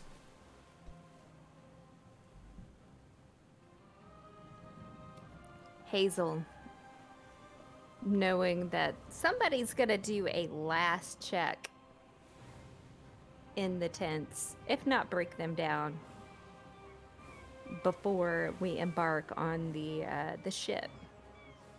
Decides that she's gonna cut a hole in the back of the tent to pull McCullen out into the forest to tie him to a tree. So, as you begin to grab McCullen, roll me a strength check at disadvantage. You are a halfling, trying to pull a And dwarf. I am drunk. And you are drunk.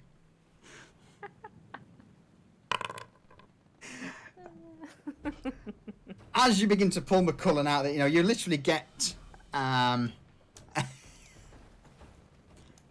me. My dwarves are small, but they're not light because Yeah. You manage to drag him out just about 5 or 10 feet from the tent, and McCullen wakes up and looks at Hazel. What the fuck do you think you're doing, lass? Damn you, McCullen! McCullen in I'm a gonna sort of. tie you to a tree. Oh, by this point, McCullen's pretty drunk as well, and he's not had much sleep. Why would you do that? Just go to bed, you stupid wee harfling. McCullen, you have pissed me off beyond belief. It started in the kitchen, No, and then you're no, mouthing. if there's and a there's a bush over there. If you need a piss, go in the bush. You're fine. I'll not I'm be gonna looking. put you in the bush, McCullen. And McCullen sort of rolls over and begins to crawl back into his tent. Hazel's gonna try to grab him by the leg to pull him back out. Roll me a Can we quick hear dex- this couple? I'm still awake at this point. In fact, for those who might hear it, roll me a quick perception check. Mitch does. Frank, roll me a quick perception check. Yeah, Frank does as well. Both of you hear what's going on. You just hear McCullen like, "Oh, what the fuck do you think you're doing?" All right. While this is going on, the goon squad of me and Frank come around the corner and just pick her up under the armpits, and we, come on, back to your bed, you fucking. And she's thrashing and yelling, "This has nothing to do with you, Frank and Mitch! It's McCullen!" I'm gonna use a key point to use stun and strike and just like Vulcan death pinch her. Out. Before you do that, Go on. Frank picks her up by the scruff of the neck, looks her in the eye, and said, "Do you not remember who saved your ass on the fight with the orcs?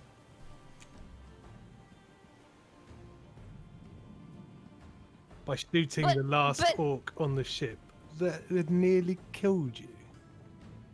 That was luck. He's been an asshole the entire time. By this point, all you can hear from McCullen is, and he's sort of half in, half out of this hole cut in the tent, snoring away, you know, dribble dropping down his beard. You know.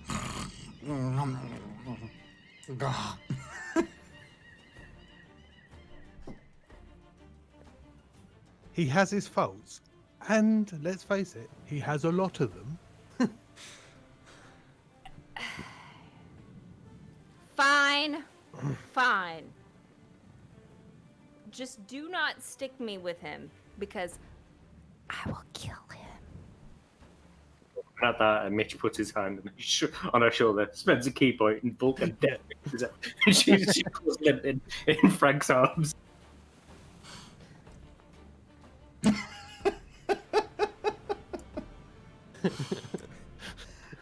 And with that, so, is anyone on watch at the moment?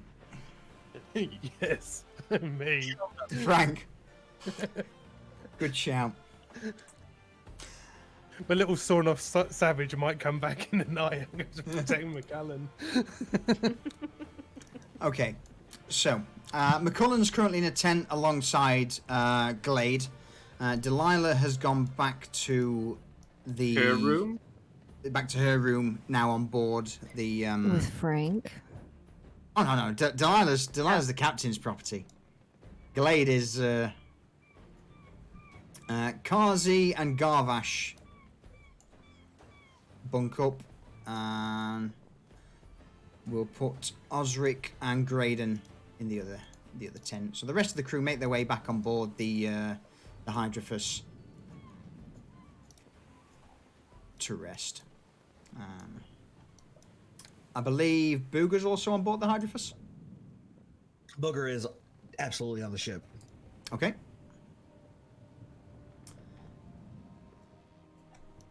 So, who else is aboard the ship?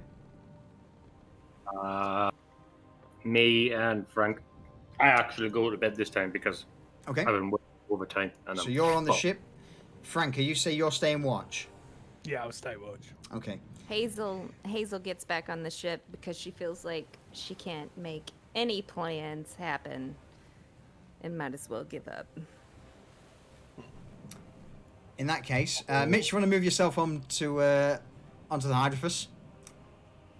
And that Kraken and Coast gone right through me, so I'm going to have to jump to Lou again. I'm sorry. Oh, by Yeah. myself. I'll be right back. World bladder. Yeah, sorry. I made tiny bladder tonight, so I will be right back. Hazel is currently out cold, yes. So I'll be right back. Sorry, Chip. Mitch makes sure she gets to a pit.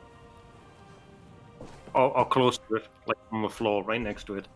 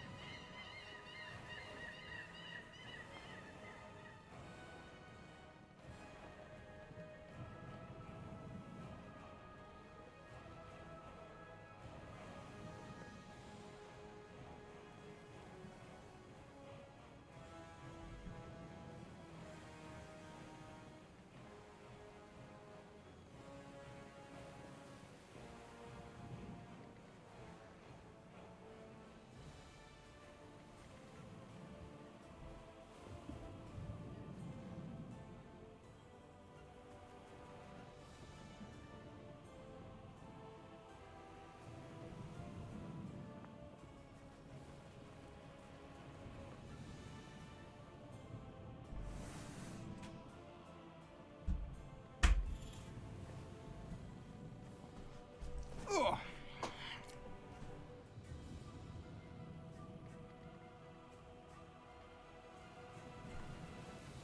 Okay.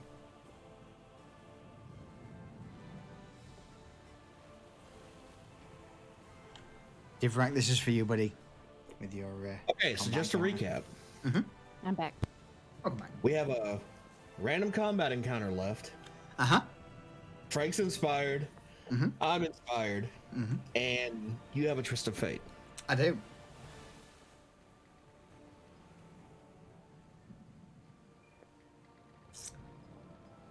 And I have a bottle of wine. Marvelous. I meant half a bottle of wine. I mean, But it's all right. This- 'cause this it's is- midnight and I this got has gone down pretty 2 quick. bottles of wine. But it is what it is. Okay. Let's have a top up because I'm empty. Did that start full? Oh yeah. Yeah. I think I've had well, I've probably had one shot out of it before, but yeah, it started full. This is a good D&D night. I can It already is. tell you. I thought we'd have a bit more of a roleplay heavy night because the last few sessions have been pretty heavy on the straight up combat with a lack of RP. Yeah. But I mean, we're gonna get some combat thanks to Divrak. well, I mean, there's a fair bit to come. Frank, as the night begins to Yes. continue on into early morning, it's roughly around about 3-4 a.m. The sun's still yet to rise above the horizon. Roll me a quick perception check with advantage because you are not drunk. You're all right. Wait, is Frank the only one left on the beach, or are people Yep. in the tent? There's in the some people in the tent. 12. Okay. You hear a little bit to your right, sort of towards the east, a hint of movement, the sound of footsteps on sand. Now again, because you're wide awake and completely uninebriated,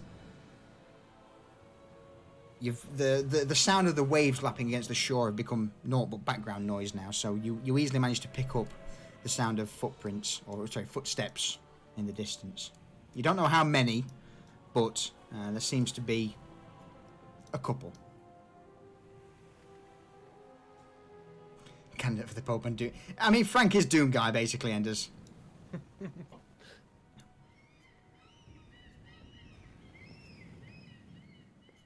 Right, Frank's just gonna move over to the closest tents. Uh-huh.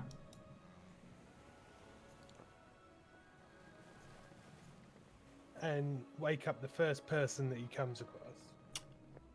As Frank leans a hand into the tent and shakes, the first person... I'm going to twist of fate this. In fact, no, I'm not. No, I'm not. There's 3 people. Oh, you shit! Oh, man. No, Could either be Arvid or Glade. Well, there's 3 people in this tent. One's Arvid, one's Garvash, and the other one's Kazi. So, Arvid is 1, Garvash is 2, Kazi is 3. Frank, roll me a 1d3. You got this, Frank. Yes. Safe.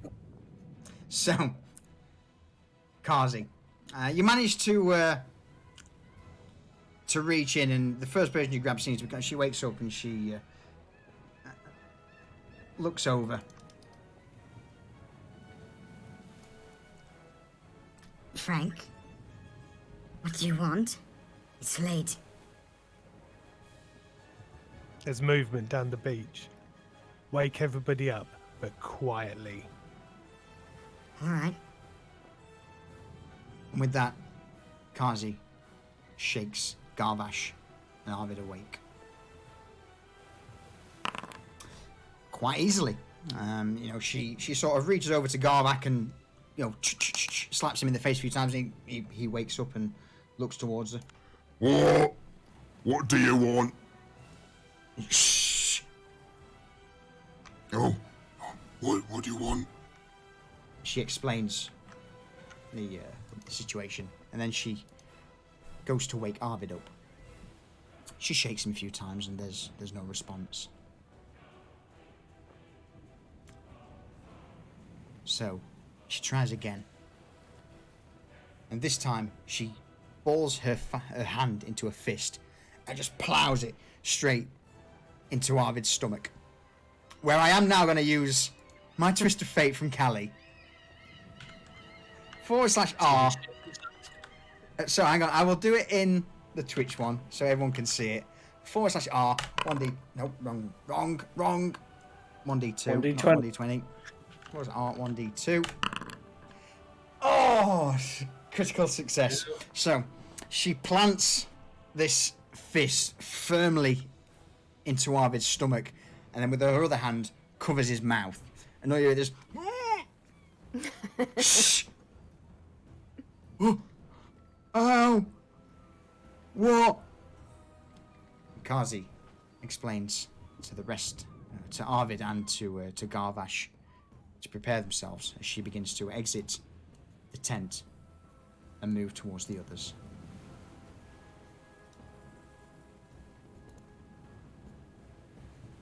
Garvash and Arvid step out of their tent and look to Frank, silent.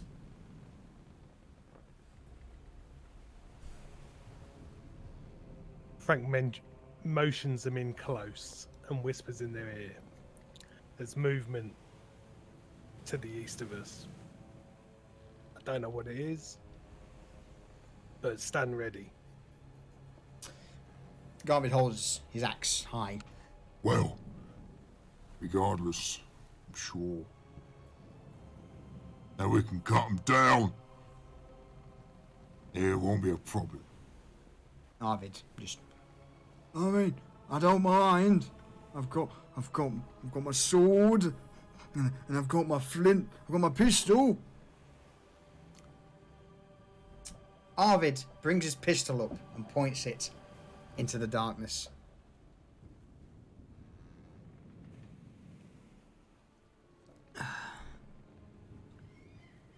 He scans around and steps next to Frank.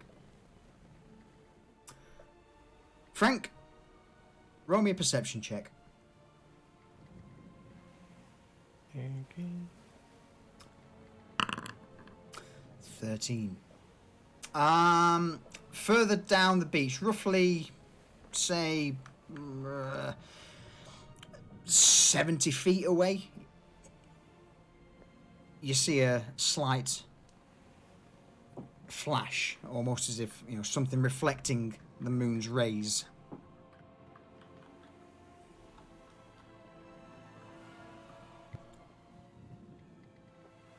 Did you guys see the reflection just down the beach there? Where? Quiet. Oh, sorry. Where? About 70 yards down the beach.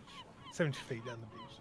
Arvid brings his pistol round, aims it roughly where Frank mentioned.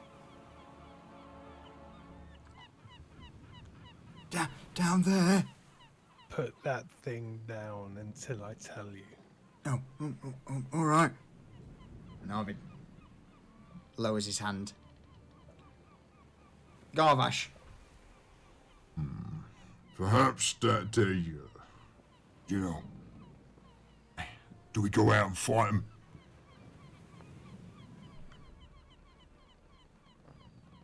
We'll move forward together. All right. And when we get a bit closer, I'll have a surprise ready for him. All right. Lead on, then, Frank. You're the boss. I'm pretty certain I've got to throw in a Zug. in there somewhere, but we'll see.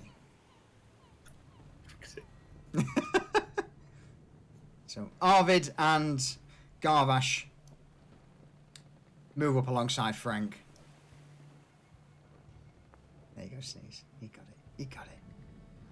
Frank draws his longsword, whispers the word of command, and the sword illuminates. Oh shit! Okay. Okay. In that case, then. I'm gonna shine a sword, people. Let me throw that up. Oh, hang on. No, wrong button. I put it on. You gave me the glowy sword.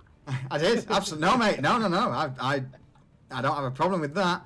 As the sword glows, you manage to see a few silhouettes emerge from a bush ahead. And as they step forward, Garvash looks and squints. Hang on a minute. Boys, I know you. You'll be from the captain's ship. The captain's dead. Step down.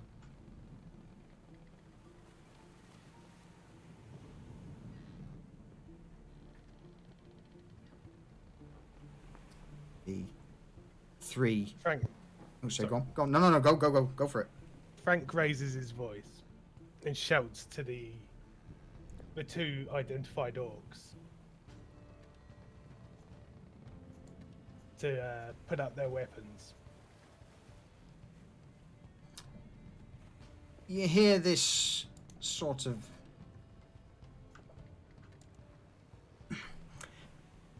old, rough voice from the back. Don't you listen to him. This one is a traitor, aren't you, Garvash? You threw down your weapons and joined those who killed my beloved, my captain.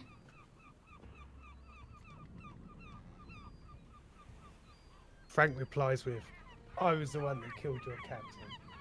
If you want to go the same way, come on. If not, put your weapons off and you'll be allowed to leave. The two, I mean, roll me intimidation check.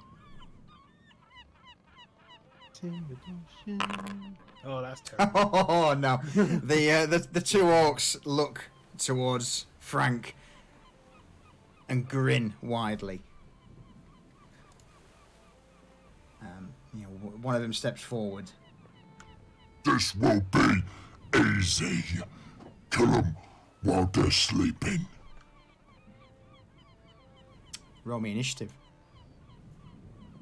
What makes you think we're sleeping? No combat encounter. Oh, that my bad. Let's try that again. Roll me initiative. So is And this there's- a random one? Right? This is the random one from Divrak, yes. So, Arvid puts a hole in the lead enemy's head, or tries to. Okay, we'll see, Enders. We'll see if that's going to be your part of the crew. See how it goes.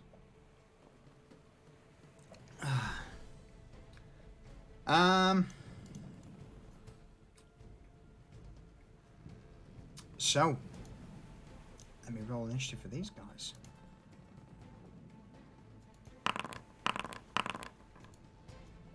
Bear in mind, part of the ship, part of the crew, or Frank telling others what to do is the only way to allow Garvash or Arvid to do stuff.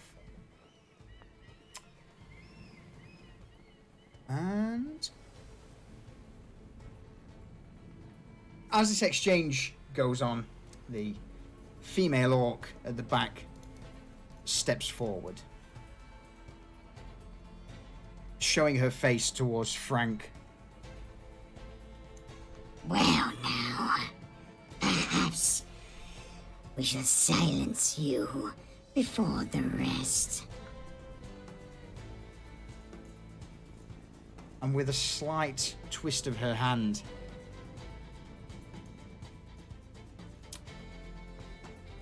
a magical spell aimed towards Garvash is thrown towards him. And as he turns to bring his axe up, he mouths words to Frank.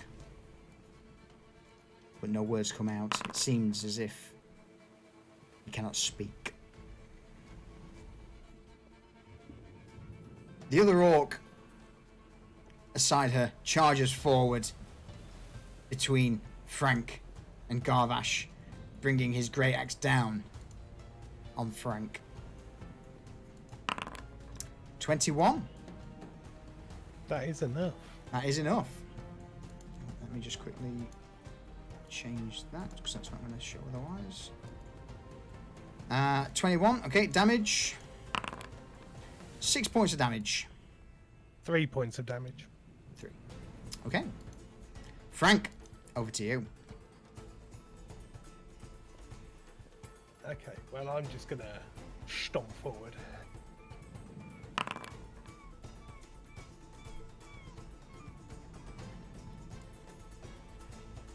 In between these two. Okay, as you move away, in fact, let me move that light with you, because you're currently illuminated. As you move away, obviously the orc's going to try and slap you back as a reaction. But you're, you know, he swings wildly, and nothing. In fact, nothing occurs. Let me just try that again. Does that work? There we go. Yeah. Okay. Over to you. Okay. I'm going to first look at this female orc. Yep. As she's cast an obvious spell on my companion here. Uh-huh.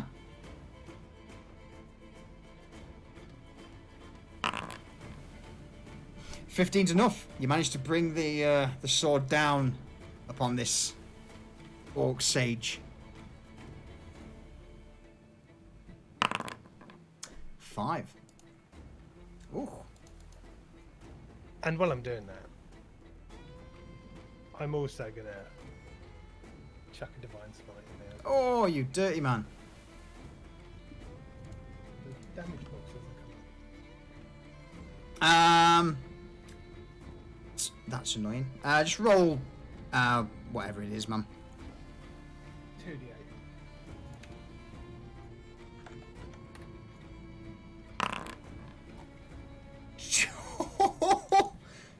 Bloody hell. Good lord! Oh! So as the sword cuts into the orc sage and it just erupts in this blinding flash of light, those on board the ship wouldn't be able to see it because they're below deck, and no one's called them so. Would this ship be able to hear us? If you shouted towards them, potentially. Jumps also gave you inspiration, Frank. I already had it. Wait, You yeah, do. already had it. He's already got it, Jump. He's already got it. But thank And you. another turn.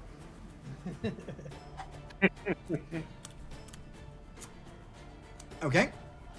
Okay, now, as that one worked so well, I'm gonna have another swipe at the.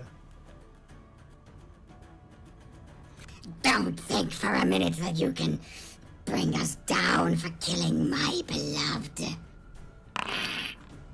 She says this, the sword comes down on her again. It fucking does. Oh. I believe Frank is the MVP of this session so far. He's doing his brain working. The sword cuts through into her once again. Sorry, go on, Diesel. Did you do Ender as part of the ship, part of the crew? Not yet, not a chance to yet, because it's Frank's turn. Alright. Okay, just checking. Any further actions, Frank? Yes, I'm gonna shout to my orky buddy right here Yep. to get stuck in with the male orc. With the one next to you, yeah? Yeah. Yeah. Okay. So. Arvid, in the meantime, sees this orc coming towards him, or towards Garvash, and brings up his flintlock. Do you know what, Enders? For a change, I'm gonna give my twist of fate from Callie to Arvid. So Arvid brings up his You've pistol. already used it. Did I? You've already used it. Oh, I Yeah. did not. Good. Okay, so Arvid's just gonna basically. That's a shame because that could have been. Hang on, amazing. hang on. Go on. There's no more twisted fates to be handed out, mate. I don't know. Oh, Talent is always I'd welcome have among I'd us. given it you. And from what I have heard, you are skilled indeed. in fact, you know what? I'll throw it in Diesel. Oh, in fact, I can do it. I can do it. Let's pause it there briefly and throw up a Big Paul. Twitch poll. Yeah, I think that seems fair. Oh, okay. I think that's fair. Chat interaction? What is this? I know. What is this madness? Crazy talk. Start prediction. So, what is this prediction? Should Arvid have a twist of fate on his? Prediction's not what you want. It's not. It's poll. It's poll. Oh, Oh. Oh, so I'm not gonna get any points off of this? I need some points. Do you need some points? I need some points. I mean, you can't Like, get come on. points if there's no one betting I against am a it. points crack whore right now. Wow, She is drunk as fuck, is what she is. it's great. I love it. I love it. 12%. You enjoy yourself, John. That's the main thing. Yeah. In fact, it's going to have to be a prediction because I've not got polls on my bot setup. I don't think so. Hey, let's tell Sneezer this is no. wine. No, shh. This is wine from Broken Bow. So she's gonna get some, and she's gonna feel the effect. The end. Okay, what do you want it to be, Solution? Should Arvid get a twist of fate on his flintlock attack? That's the. So either it becomes A or nay. a critical miss or a critical fail. critical hit or a critical miss. Love See, it. they're both the same thing, you fucking sly bastard.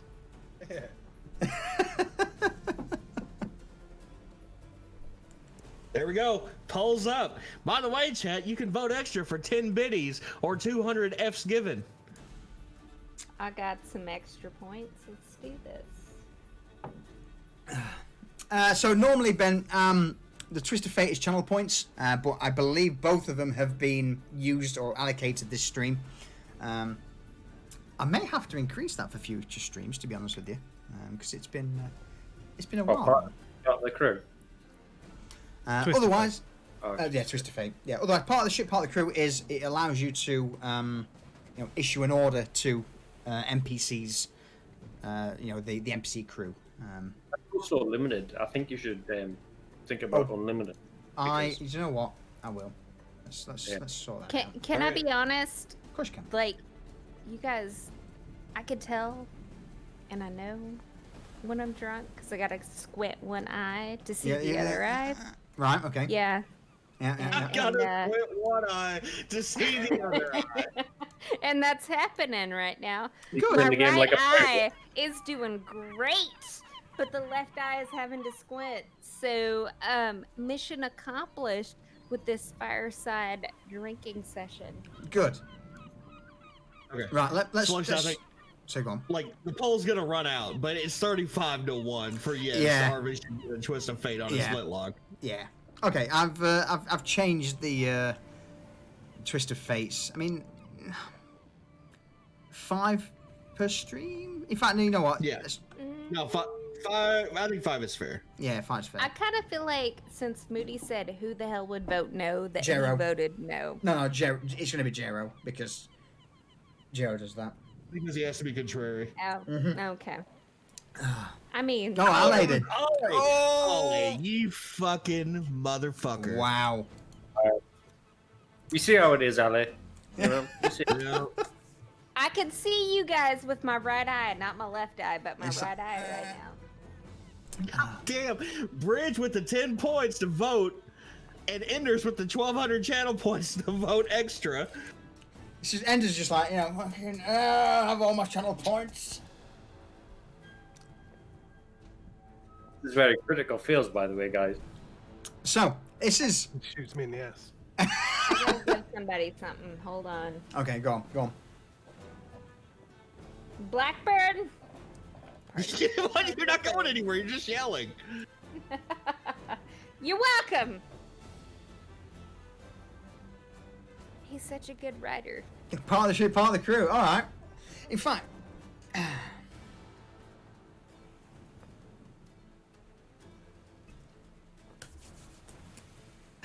That's my favorite thing that you put on here, Solution, by the way. You're welcome. You're welcome. It's a good laugh. It allows chat to get involved. And Blackburn is such a good, like, bullshitter with writing shit that, yeah, gotta get him in. So Blackburn, do you want to dictate this twist of fate from Arvid, or do you want to hang on to it for now? You've got a point there, Enders. I'm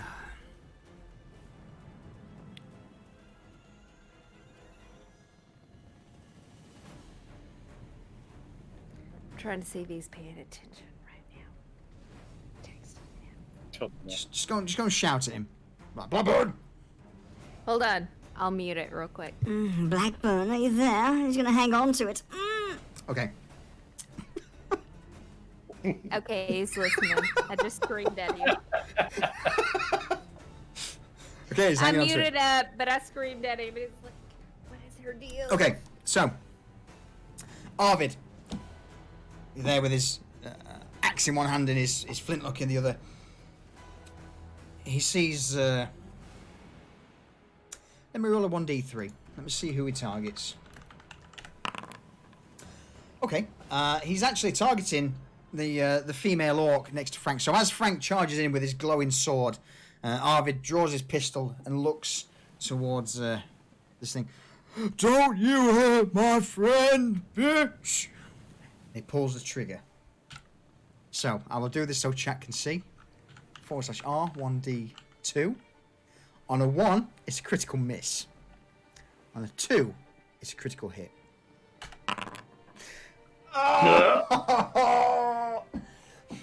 So, as Arvid's... So Does go it on. blow up? It's a flintlock. It is a flintlock. Yeah.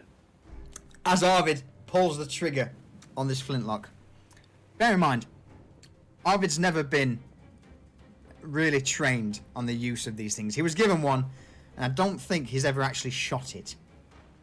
So as he pulls the trigger on his pistol, the whole thing just blows up in his face, sending bits of wood and metal just showering all over him. Let me quickly roll a few things. The explosion itself just ends up blasting forward and out to the left of him. Arvid himself is just sort of left with this smoking remains and a little bit of a handle of his flint. Like, oh, I don't think it worked. Garvash doesn't seem to take any of the shrapnel, but frustratingly for me as a DM, the orc that stood in front of Garvash is sprayed with bits of red hot metal as this flintlock explodes. God damn it. The chances of that. Causes 6 points of damage to him. You know, the orc in front of Garvash is sprayed with this shrapnel. He's like, oh! Garvash looks towards looks towards Arvid. Nicely done. Good shot.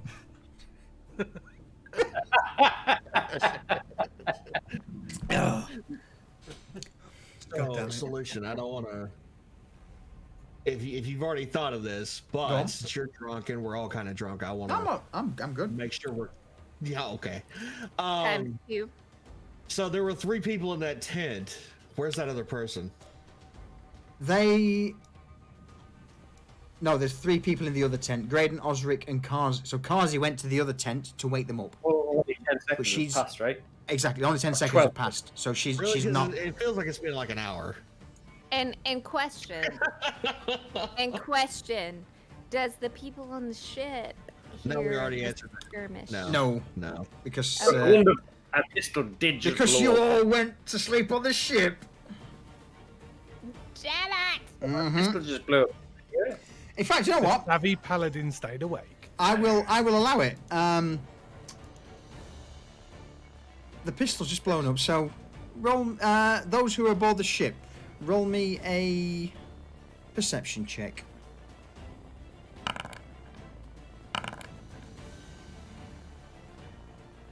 I'm going to use my inspiration here. Okay. So, Booger and Hazel, you two hear and are immediately awoken by the sound of Arvid's pistol blowing up.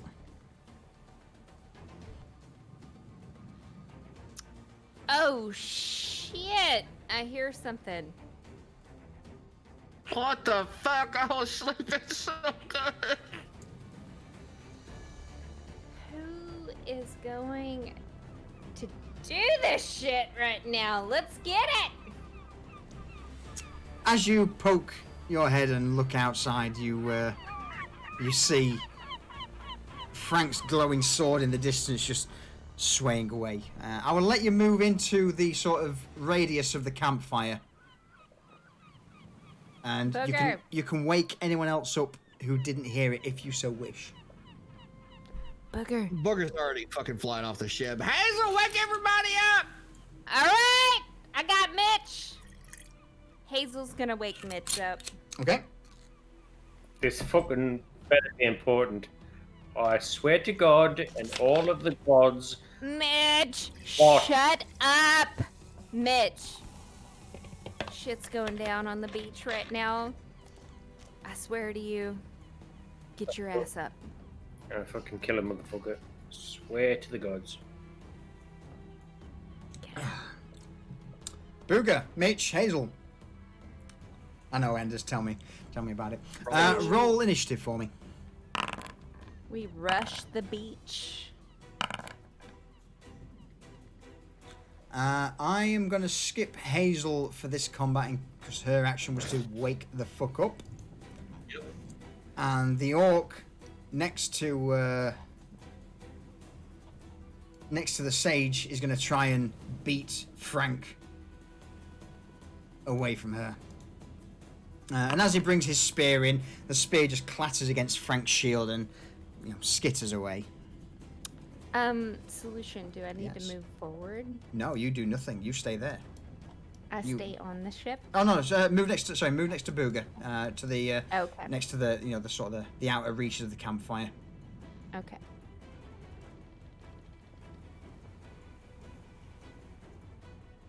And with that,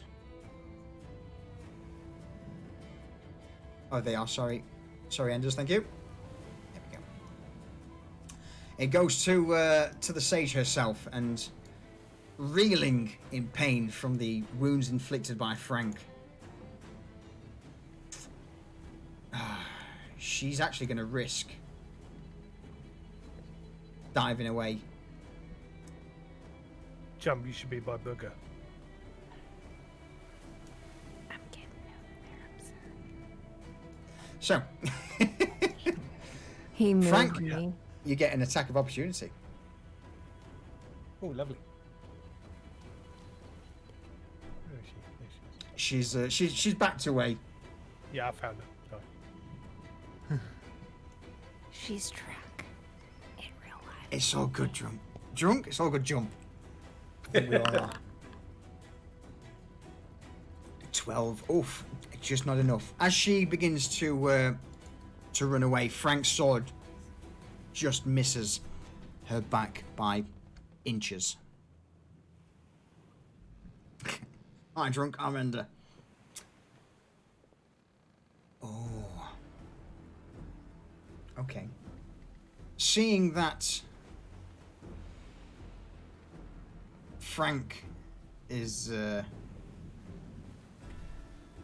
main target, or the one who poses the most pressure to the group at the minute, she brings out her hand, and the area around her begins to spark and crackle with electric energy.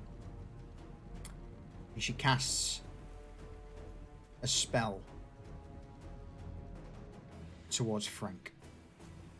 And this spell is a bolt of lightning that hits him, but not only hits him, begins to jump between him, the orc next to him, the orc behind him, Garvash, and Arvid. So, I need you to roll me a dexterity saving throw, please, Frank.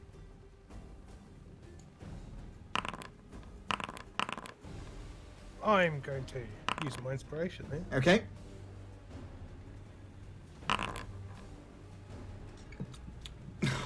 As Frank brings his shield up and deflects this chain lightning into the orc next to him, which... Fucking hell. Oh, immediately fries the orc next to Frank. He just sort of jolts and then drops to the ground as a smouldering husk. Garvash also manages... In fact, actually, tell a lie. Half that damage. So it still washes over you with it being electric energy, but it's not the full amount. So yeah, Frank, you take 23 points of lightning damage. The orc next to you just is fried. The other orc is also fried. Garvash takes 23 points of damage, which nearly puts him to the ground. And Arvid also takes 23, which he just sort of sits there, jerks a little bit, and like, oh! What was that? So... That would have straight up killed me, by the way.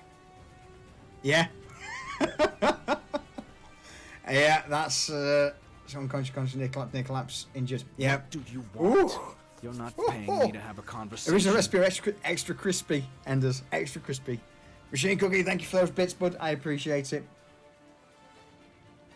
Oh, man. How you doing, by the way, man? 46 jump is the damage that was done by the chain lightning. But it's halved by a good roll. Okay. Thank you, Sneezer. Yeah, thank you, Sneeze, indeed. Any part of the ship, part of the crew? I don't think we have we?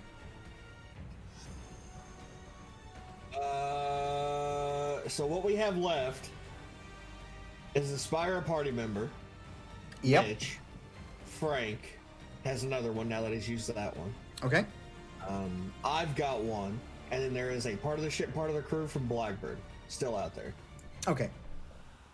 So Blackburn has one. So it's Harvey's turn, Blackburn. If you wish to do anything with him, you can, or you can hold it back. It's entirely up to you.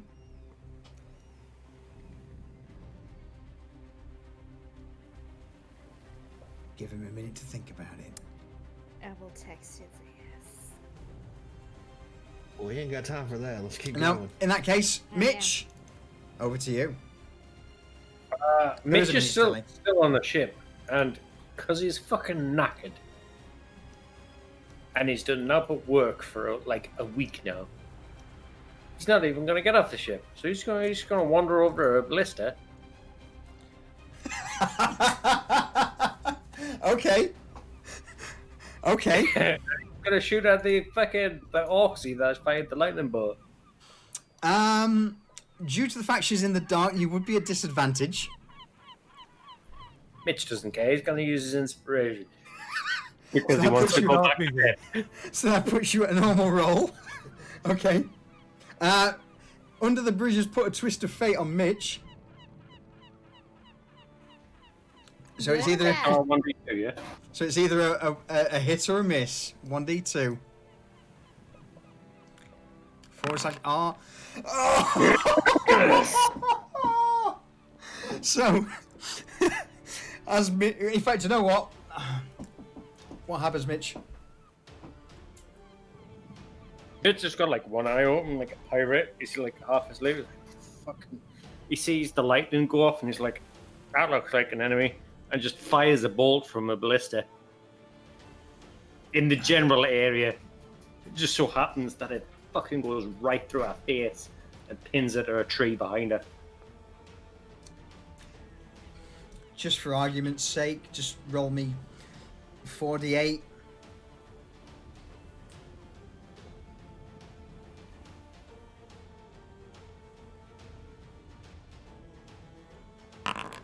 Yeah, she's dead. 16. So yeah, she's dead as fuck. Yeah. Into a tree by a ballista bolt. And Mitch doesn't even look back. Goes back to bed. Hashtag get fucked indeed. From the ship? From the ship. Yeah. From the ship. Damn it! With the ship's ballista. Frank's my hero. I mean, or Mitch is my hero. I'm sorry. Wow. That's how it is. So glad I always remember to reload. You that. guys are both my heroes. Like, seriously. Hold. Can't choose one over the other. Is that all the enemies gone? That's all the enemy's gone. Ask myself. Okay. Well, Booger, being Booger, and still kind of half drunk and half asleep, is going to charge across the beach and tackle Garvash. Okay. Roll me a strength check. I will roll with the disadvantage because I'm still kind of hammered. Okay. It's still enough. You managed to tackle Garvash to the ground. Yes, Richard. Whoa! You son of a bitch! Quit attacking Frank!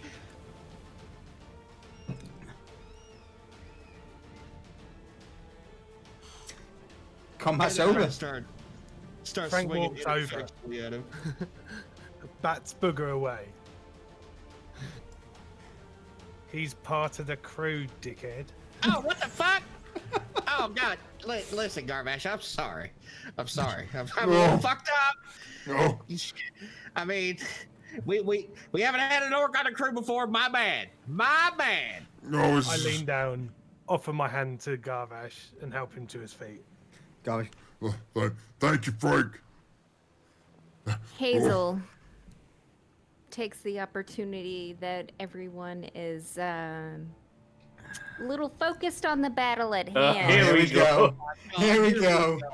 And is gonna sneak into McCullen's tent to slap him a couple of times with a stick. Frank Now- casts Misty Step and appears in front of Hazel. Now, by this point, Osric, Kazi, and Graydon are awake, so they can see Hazel. Where is Hazel at the minute? She's over there. She's on the beach, dipping her toes. Roll me a stealth check. Frank, roll me a perception check. Good luck, Frank.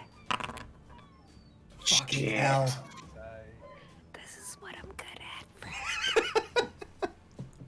God damn it. Hold on, Frank, before you roll. That's fine.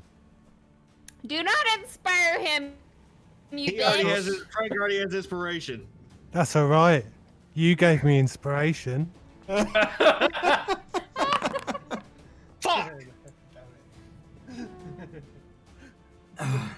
I So, just want to spot what I him will a few do- times. Just let me do it. I will allow Hazel to sneak into McCullen's tent. God damn it. Oh, hang on, tell a lie. Jero's just twisted fated. Damn it, Jero! Frank, reroll that perception check. On a 1, it carries on as normal. As a 2, you see her. Come on, 2. /R 1d2. 1, 2. No, your eyeballs Oh, get fucked!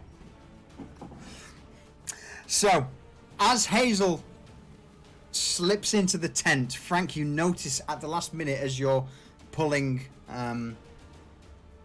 Garvash to his feet, out of the corner of your eye you see movement, and Hazel slips into McCullen's tent.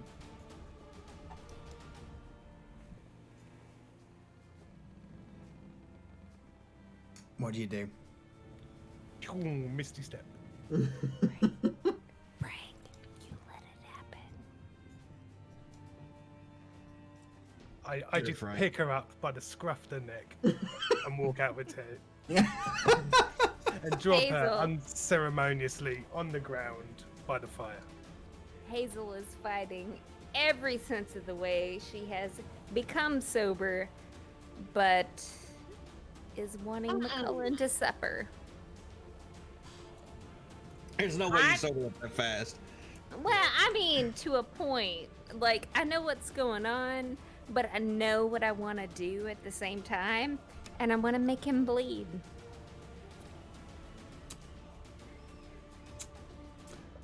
Frank, roll me a strength check, and Hazel, love roll the me a offer. strength check at disadvantage. Oh, shit.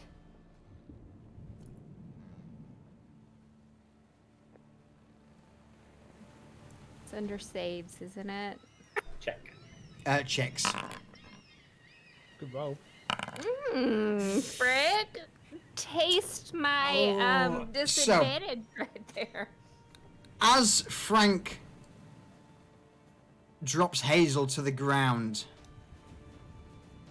next to the campfire, Hazel, you manage to break away just at the last minute. But, bear with me.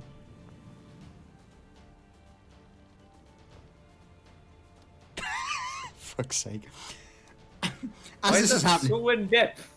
as this is happening, you know, the various members of the crew begin to move back to the campfire, and Arvid shrieks back. And as he gets to the campfire, he scoops up a tankard from the ground. Still about half left in it. You know, it's flat by this point and somewhat warm due to the the tropical environment. And he swigs it. Oh, that was good.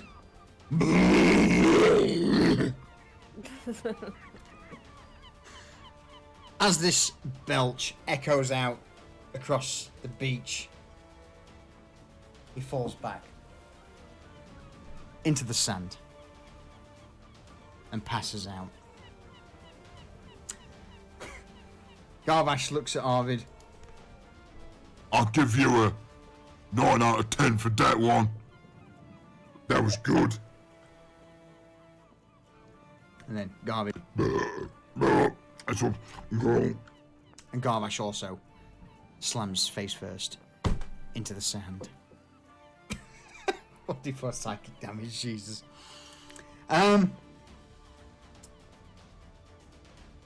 As this belch echoes out across the beach, it seems to wake up McCullen and Glade in their tent. Hazel, what do you do? Hazel, who is in the tent with McCullen, noticing that he's waking up, whispers in his ear, I got you.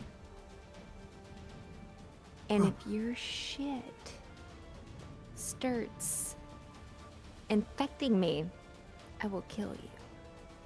This is your warning.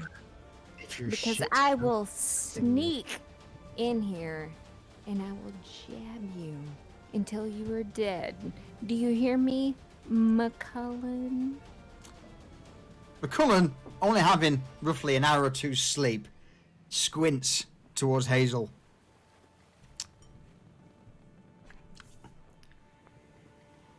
What? I will kill you. She whispers in his ear. Roll me a strength saving throw.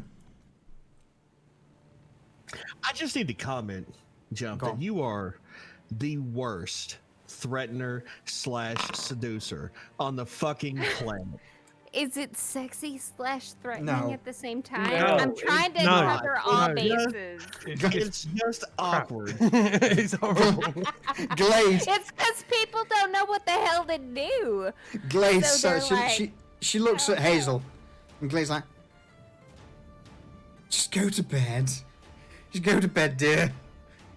I It's just want to harm his body at this point. Look, I know you want. Bear in mind, McCullen's still, somewhat inebriated. He looks at Hazel. You want me body, do you? Well, maybe later. I'm gonna stab your dick if you say that. Gonna stab your dick.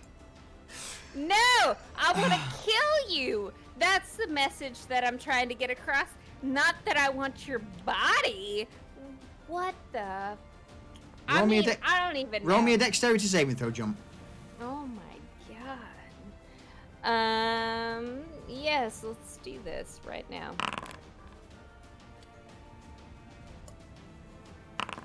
Oh, get fucked. McCullen leans forward with a critical. That is a crit, by the way. Oh my god. Leans forward and plants the biggest, wettest, sloppiest kiss right on Hazel's forehead. It's fine. Go on. Just go back to bed. I'm sure we'll have another chance. And with that, Hazel. McCullen falls back to sleep. Listen, does Hazel have an action right here? I feel mean, like she needs one. it depends. Hazel lifts her dagger. She doesn't want to kill him because, I mean, she hadn't harmed anything, but he has harmed her. Soul? So, in fact, you know what? Like, it is. Hang on. Intense. Let me what? /R 1d4. Right, Hazel, you take 4 psychic damage. I would agree with that. I would agree that I take that much damage. Hold on, let me take it real quick. That's for you, Enders. There you go, Enders. That's for you. Let's see. That would take it down Jesus, to this- what, this- 19?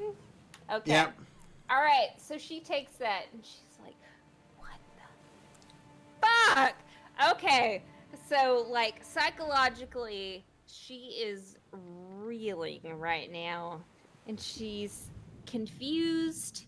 Whoa, And hey, you know buddy. what happens when she's confused? So she's gonna act spontaneously, just like the monkey, something flying at her that she God. doesn't understand. So she's gonna come down and she's gonna stab at McCullen like the monkey because this doesn't happen to her regularly and this isn't something that she is used to. That's fair. That's fair. And not in a sense of killing, but in Just more lashing of out. a threatening, I'm gonna stab you in Just- the yeah, shoulder roll. to teach you a lesson. Roll me an attack roll. Attack with your dagger.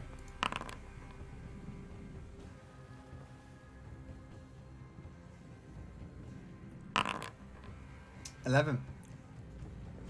McCullough got 19. So as you lash He's out, on top of him. I mean, it doesn't matter.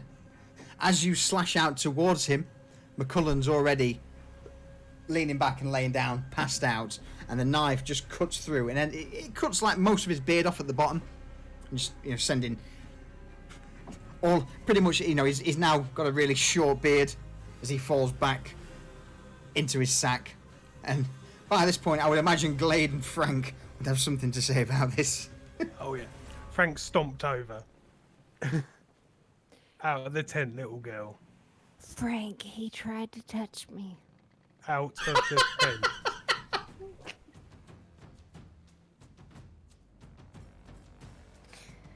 Like more than once. Glade also puts her hand in front of Hazel and McCullen to stop any further actions at the moment.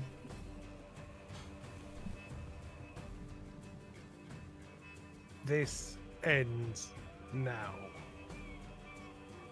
I've been telling you this entire time. Silence. Like, his obsession. McCullen's like, Silence.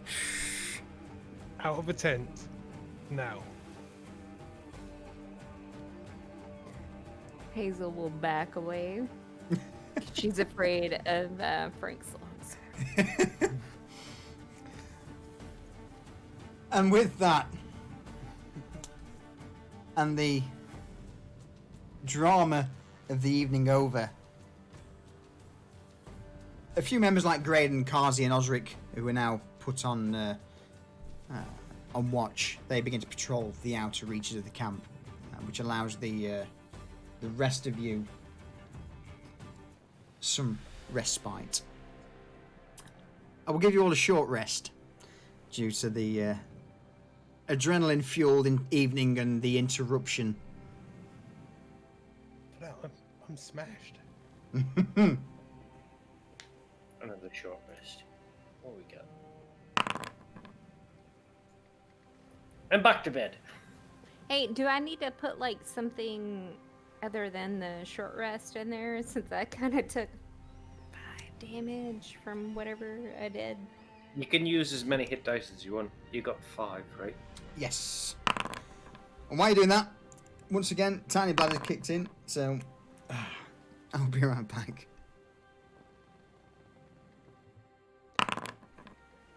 So, Mitch, how do I do that? Do I do like slash Utility, R? Right back quick. short rest, and then you see where it says select dice to roll? Utility, short rest. Okay, yeah. And then hit that roll. And hit roll. Yeah. But normal, not critical. Yeah, just roll. Do I need to put anything in situational bonus? No. Okay. Boom. Okay. You can roll as many dice as you want. Fuck it. Yeah, I think you have 5, right?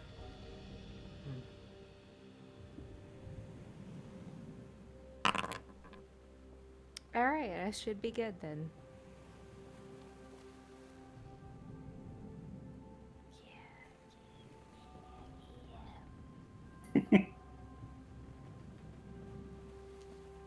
I don't know what happened to me today.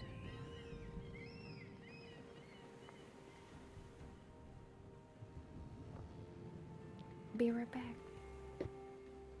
Hi-yo.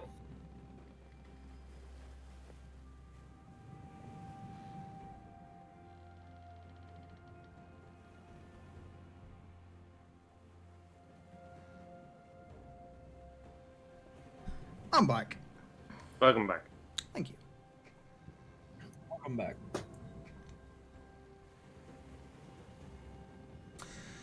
Oh. So let's quickly rearrange some of these guys and hit dice on those who were injured.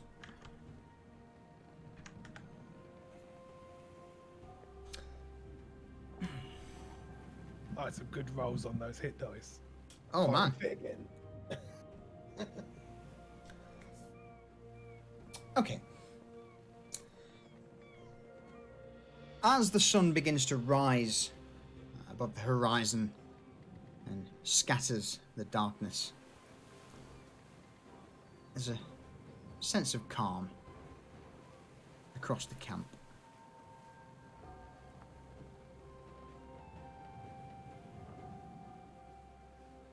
What's everyone's plan for early morning? I'll stagger out of bed and make sure the ship's ready to go, ready for everybody to pack the shit up and get on the ship. Apart from a few miscellaneous items in the camp, and repair materials, a bit of food that was stored on the coast, overnight, and there isn't much left on the Harness Virtue. It's pretty much now an empty husk of a ship. Also, I'd like to. I want to sneak into Barker's room and just place the peg leg that I've been crafting for him, just like down beside his bed. Roll me a quick stealth check. 8. You creep into Barker's room, and you place the wooden leg. Where would you put it? Where would you put it? Like on the table beside him or something. You know, somewhere with it, like as soon as he wakes up, he'll be able to find it easy. So you're just in the process of putting down this leg on the bedside table, and you cast a quick glance over to Barker, and he's there, laid in bed, with this cover up to his neck, both eyes open, staring at Midge. Fuck do you think you're doing? Don't make us fucking weird. I made something for you. Do you want it or not? Hang on a minute. You're the one sneaking into my room, and you're telling me not to make things weird. Well, I made you a fancy fucking peg leg. But if you want the ball bag that is the peg leg that you got now, then I'll just fucking take it with me, shut up? No. Hang on. And Barker, sort of throws the covers down and reveals his naked body, and he sits up.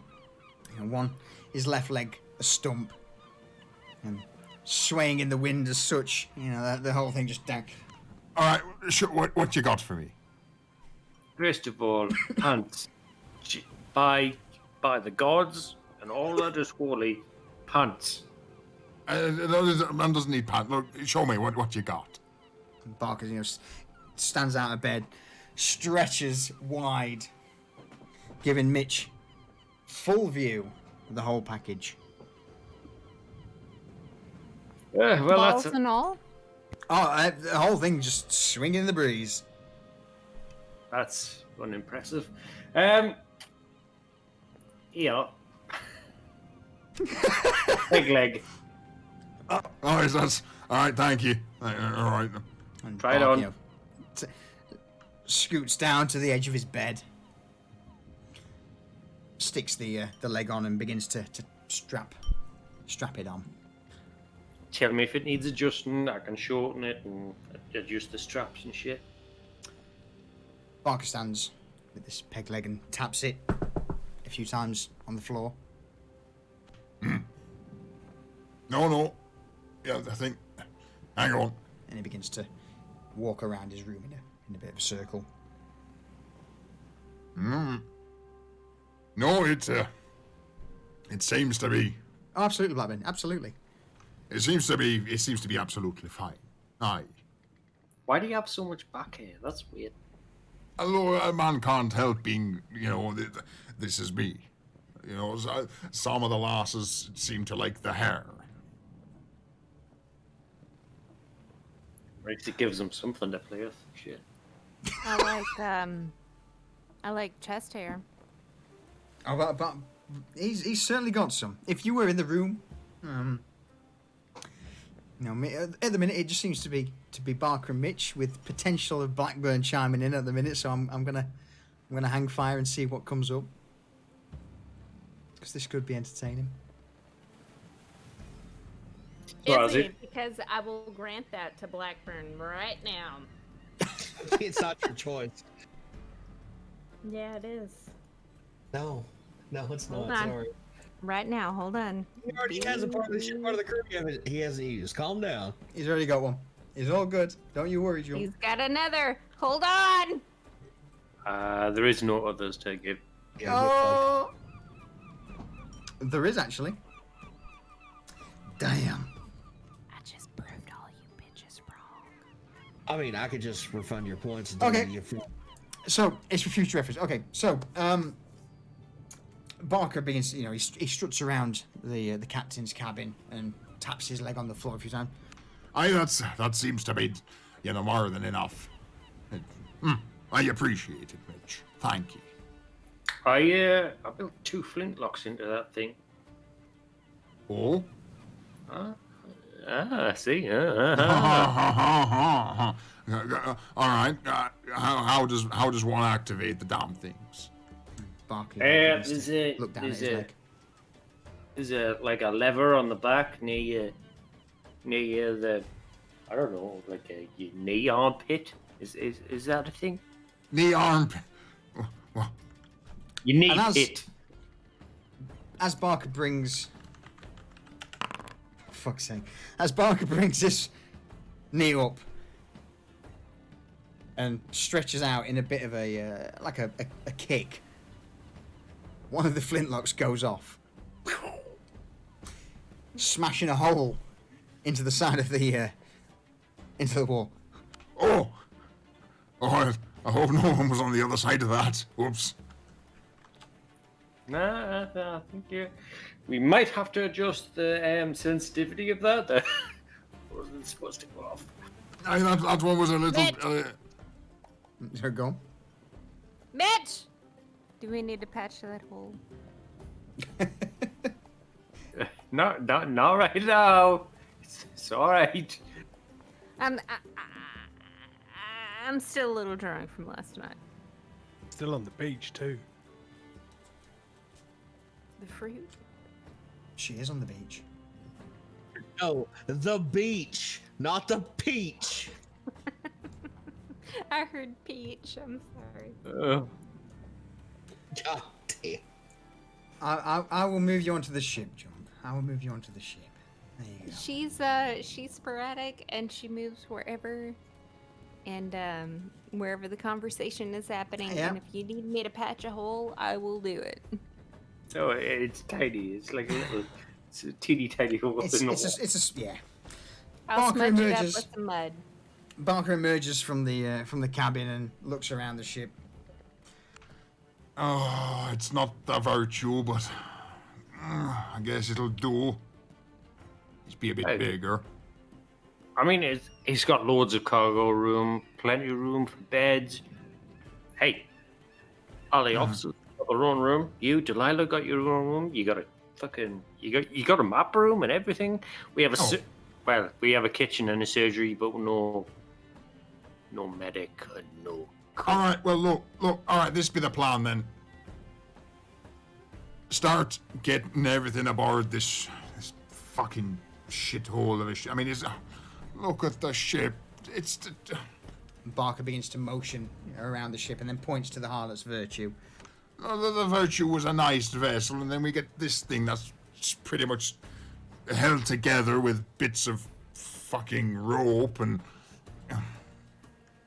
I worked for a week solid to get this thing fucking seaworthy. Seaworthy, but it's not got the flash and the smoothness and the charisma of the Virtue. I mean, what? Honestly, Change the guns though. Hang on, guns. Yeah, 10 guns, 5 aside downstairs. Hang on. So the Virtue only had 2 guns aside. What? We got more? 6 aside and 2 chase guns. Plus, four ballistic. Mitch. Yes, Mitch? darling. Come here. Come. Mitch puts his arm around her. What's the matter? Frank and his new woman. Like, can we make room? No, don't worry about it. We'll just wait till it's awkward and they're having sex, and then we'll sleep elsewhere. Don't worry about it. I just think we need to make a room and make it happen because we need to help Frank out. You know what I'm saying? Because he's not quite there, but we just need to make it happen. Afraid that he's angry at you and will punish you because you fucked up last night. I know. That's why I'm saying it's not me, but Hey. it might be you, and I have nothing to do with it. By the way, But chat, I found one bottle of feel like Desperados. as a group, we need to make this happen. I Just feel a like, room. I feel like cheering Frank up. Like a sexual room. Oh, Look, I think I've missed something while I've been out cold. Shh. Oh, shit, you're listening. Okay, I gotta leave. Did you hang on? Did you just shush the captain? Did you just shush I didn't me? mean to. I didn't hear that you were listening, but I had Booger! an idea. Booger, What, Captain? dip the small one into the ocean for me. Aye, Captain. I was trying to help Frank out. God damn it! Booger fucking walks up and grabs her by the fucking collar. Do you struggle or do you accept your fate? I accept my fate. Perfect. Booger grabs her by the collar, walks over to the side of the ship, and fucking yeets her ass into the sea. What next? You-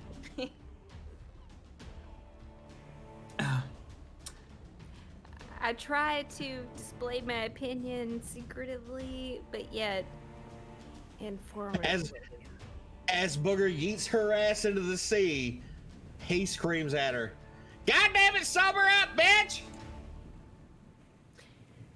I love love, and love needs to prosper, and Frank needs to get his own.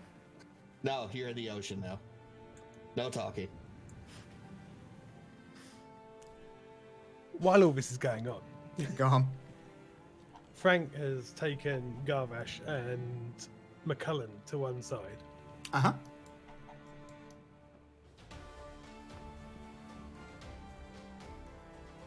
And we're having a little chat Okay. about how the ship's going to run, as Garvash is now part of the crew. And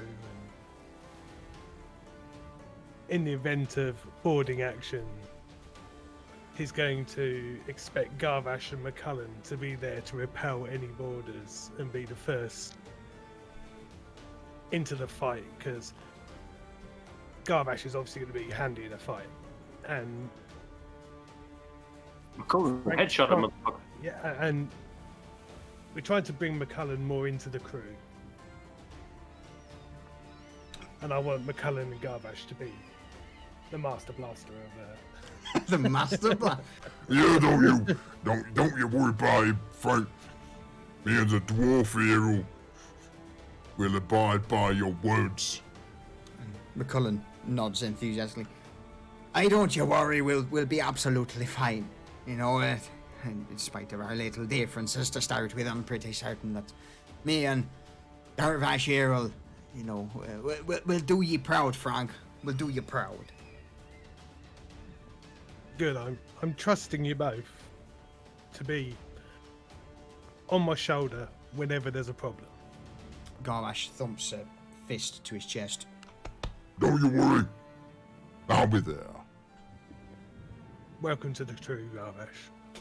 Ah. Just seems like it's gonna be fun. I'm looking forward to it. Oh, it will be fun. McCullen nods in response. I'm sure it'll be a good laugh, you know. I mean, granted, you know, I screw up a few times, Frank, and I'm terribly sorry, but I'll try my best for ye. That's all I ask, McCullen. That's all I ask. Fucking that's it now, Frank. You know you've set up the dwarf on the orc's shoulders, fucking blasting away. It's gonna be epic.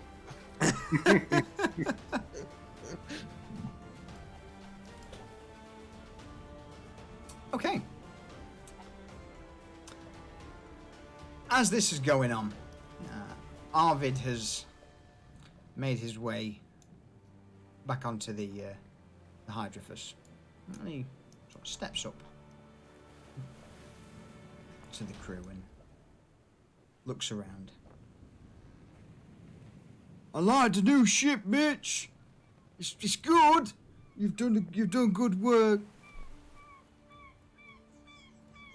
Cheers? Question mark? It's much bigger. And Arvid, looking round, looks to the captain. Oh, Captain, I like your leg. It's not like your old leg, you know, because it's not actually a leg, but it's nice. And Booger drew a bum on it. He drew a what now? Don't worry about it. Hey, Regent, how you doing, buddy? No. I mean, he did last night. You know, Booger drew a bum on your peg leg, Captain. No. Everybody in the ship signed it. It's It's a symbol, Arvid. And what sort of symbol are we talking? Yeah, Barker's like, Hang on now. What? You're telling me, Booger, that Booger drew an arse on me peg leg? What? No. A meaningful symbol. No, Arvid? no, Captain, no, It's an ass with a gaping butthole. Hang on. and Barker sort of, you know, sits down on the deck and pulls his wooden leg off and begins to examine it. I don't see anything on this thing. Well, I mean, look for the totem, the warrior totem or whatever the fuck Mitch carved on there. It's kind of right there. It looks like, you know, two curved lines with a giant circle in the middle. That's kind of dark. It's hard to miss. It looks like a gaping butthole. In spite of inspecting this wooden leg quite intently, Barker doesn't seem to notice it. He's I should have drew. No. I mean, I see. You know what? I don't care. It'll keep me going for a bit. All right, look. It's a thought that counts, Captain. Yeah, if that's what you say. Well, look. All right, let's see about getting out on the ocean now. Let's, Mitch, Booger, hey, get the crew sorted. That's as much as it pains me. We'll leave the harlots virtue behind and we'll set sail. We need to go. I'll go to the crow's nest. No. You get your ass down there in the galley and you get some fucking fruit and some vegetables, something together for us to eat. God damn! I gotta spend it with McCullen again. No, McCullen's going to be doing your job because you're. That's right. McCullen's gonna be in the crow's nest. Yeah. Okay. All right. As long as I'm away from him, I'm okay. I will stab him. Get in the galley, Working goddammit. with Frank now. Arvid, grab him up. Start No. swabbing it back. Let's keep this motherfucker clean. I mean, I'm not gonna lie, Captain. This ship's a bit of a shit hole. No, let's just do your fucking job. I don't want to know. Yes, This sneeze. can be worse than the shit that you did in the last ship. What? Just saying. I mean, I don't know what you're talking. Look, just Just forget it, Arvid. Barker just throws both hands up and heads back into the captain's quarters. I mean, all right, I'll do it. Mitch, you Wait. got the helm, buddy. Get him in line. Hey, oh, we're on deck. Get the seals down. Burger! From Hazel. What? I mean, what am I gonna cook? I don't know. Don't cook anything. Just fucking chop up some fruit and vegetables. Get us something to eat. Do I put it in a stew? Do I like No! Put it in a lay fucking... it out? What if Marvin tells me what to do? I'm so scared. It's not the fucking kitchen anymore. Get your ass down there, chop up some vegetables, put it in a giant fucking bowl, and we'll eat out of it. Raw? Yes! I don't give a shit. Go! Okay. Okay, it's gonna be raw. It's gonna be good. It's gonna be raw. It's gonna be on a plate. Jesus Christ. Wait, did I just hear you take a god's name in vain? Bugger? Yeah, I don't believe in it. It's just a saying, Mitch. Oh, okay. No, I'm just saying. Just saying.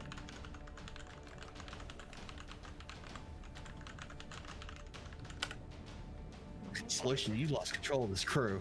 You have lost control, and now I Fine, gotta you- cook. You carry on. You do you. You do you. The more we RP, the less he has to do. Absolute. The Well, whole crew. the more is you gonna be RP. poisoned. the more you RP, the more chance it gives me to do stuff. So don't you worry about it. Hazel, who has never cooked shit in her life, is now cooking for the crew. It is now gonna poison somebody. Alert! Alert! Alert.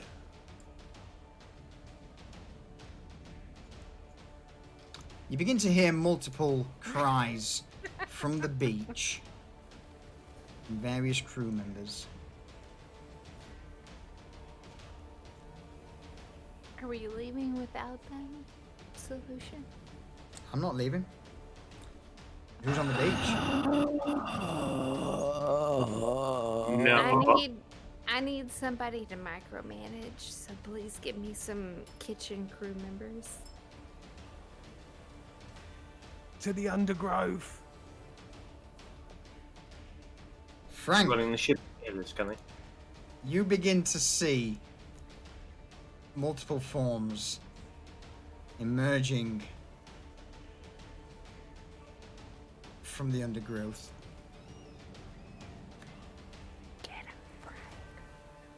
Roll me a quick insight check.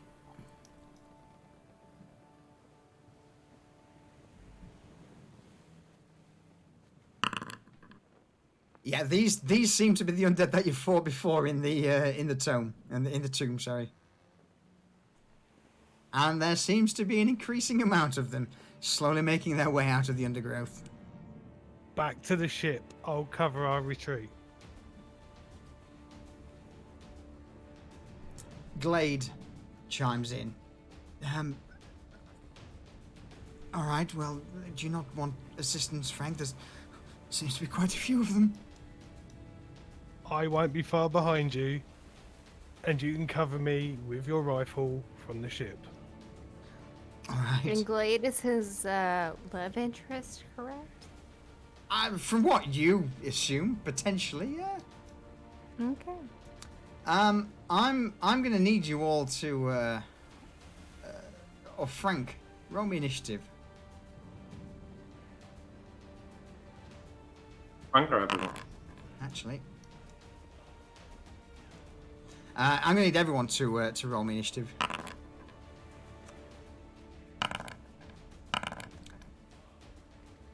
Yay!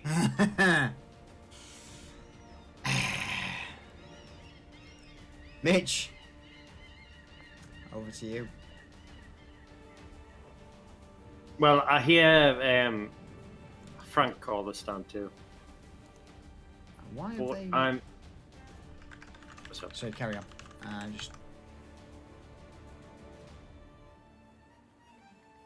Yeah, sorry, carry on. I'm just.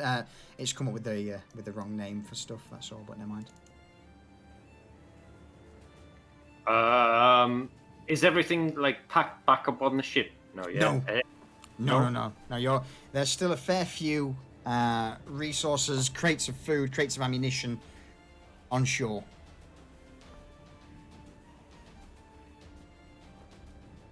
Okay. To the people on the ship, I'm gonna go.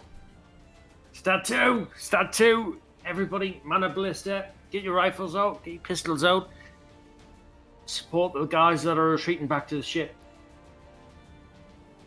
And I'm gonna run to a ballista.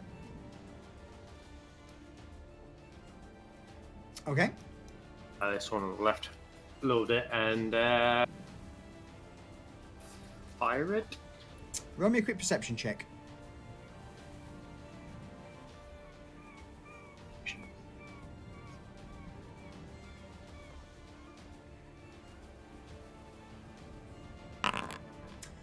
From where you are, you don't see any movement. Apart from a few bushes moving, you don't seem to see what Frank sees from where you are. In that case, I'm just gonna hold action and shout, Frank, what's going on, mate? What's going on? Because Frank wouldn't see it like stand two unless there was a reason. Uh-huh. Okay. Booger, over to you. Well, kind of in that same train of thought.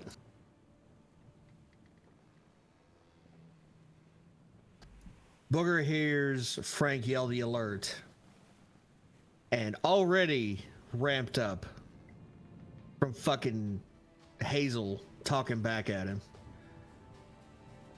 is gonna run to the front of the ship and jump onto the beach and start running toward battle. Okay. Also, the ship just disappeared. Yeah, I'm just quickly changing it to the one without sail so you can see where the ballistas are. Just give it a second to load. So that's my the right. movement. That's my movement action. I'm going to use a dash to get closer. Okay. Oh, that's the wrong one. That's That's- a trick. That's definitely the wrong one. I'm bedroom right now. Let's try that one instead. Update. Whoops. My bad. There we go. Just give it a second on my Okay, end so- to load it. Booger has both used his action and his movement, and as a bonus action, he's going to yell, "I'm coming, Frank!"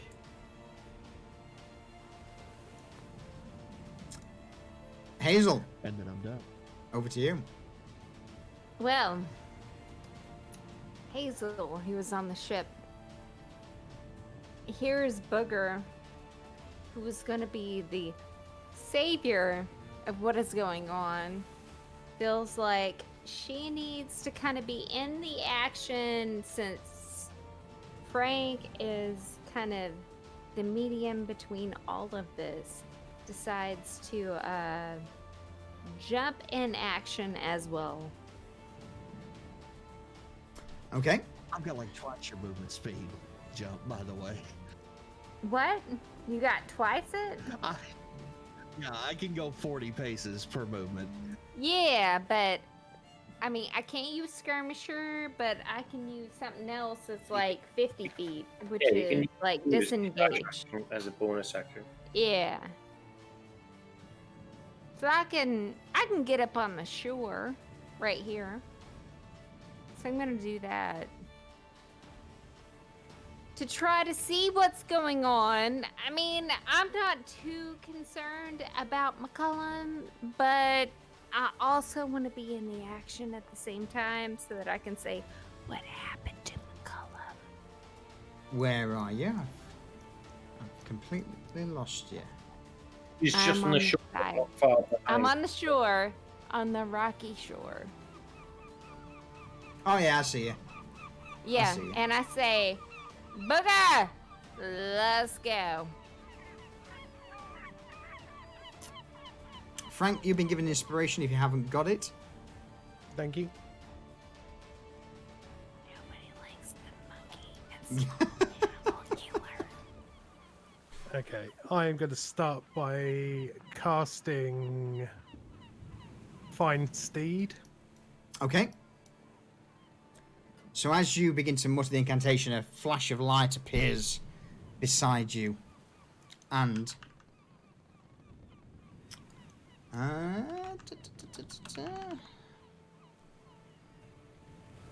Oh, we got cavalry. nope, bear with me, that didn't work. Sneezer, I'm gonna win your art. Bear with me, Frank, sorry about this. That hadn't saved. Yeah, set up, didn't you? I did have it set up before, but Okay. it obviously didn't save. So, as this flash of light occurs next to Frank, the form of a horse appears. Warhorse. That needs to be bigger than that. There we go. That's better. That's more That's of a better. war. And this sort of warhorse shimmers into existence beside Frank. That's a bit too much shimmer, never mind. Okay, so your warhorse, spiritual warhorse. I hop on the back of the horse. Okay. In fact, I think I can. I'll move it with you because I've not set up the thing no yet to allow you to jump on. Okay. I'm going to move back slightly in front of the bulk of the crew.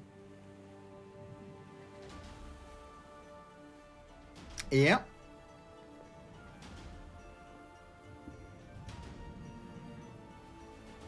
And I'm just going to shout to the crew to make their way back to the ship, to the shore, sorry, and engage with flintlocks, rifles,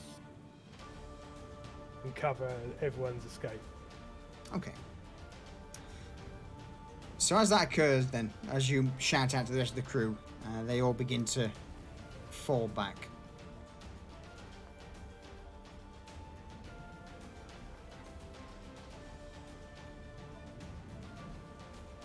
Move the rest of the crew back. Garvash, on the other hand, looks to Frank. Do you not want me to help you out, Frank? I can smash some bag of bones easy. Pretty much Enders. We've dealt with these before, and they will keep coming. I want to make sure everyone, member of the crew's safe. There's no profit in dying here. You've got a point. All right, I'll fall back to the ship. And with that, Garvash also begins to pull back. I'm just going to see if I can throw you on, or the horse onto you at least. Any further actions?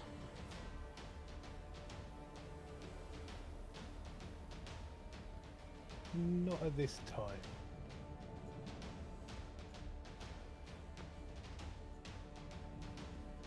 Okay, let me dismount, mount. Oh, let me see if this works.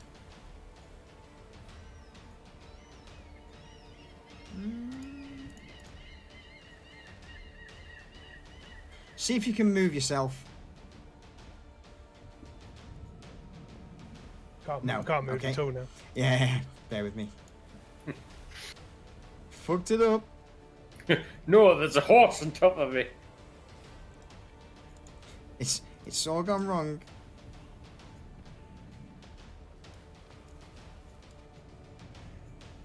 Oh, god damn. Right, let me get rid of that. So it needs to be the other way. So if I target that.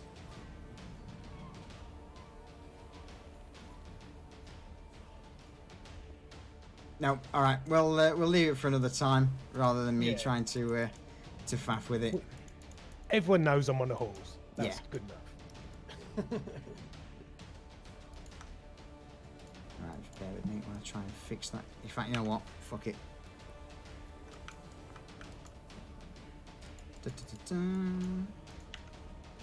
Mistakes were made. War horse. And I'll fix it for next time because that's a module that is derpy as fuck. Just remove the horse and just leave me there, and we'll just say that I'm on a horse. Okay, fine by me, mate. Boom. Okay, yeah, I'll get it fixed for next time. Any further actions? No, I'm good. So, with that, oops, wrong button. Oh well. Reroll your initiative. Oh, me. You got a first turn for free. How's that sound? Oh, yeah, that's tippy top, that is. So, if you would all reroll me initiative, I would appreciate it. Normal. I'm trying, Blackburn. I'm trying.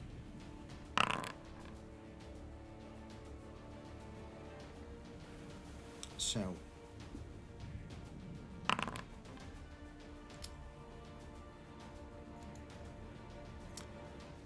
Various skeletons begin to emerge from the undergrowth. They seem to have a sickly green hue to them as they slowly stumble out.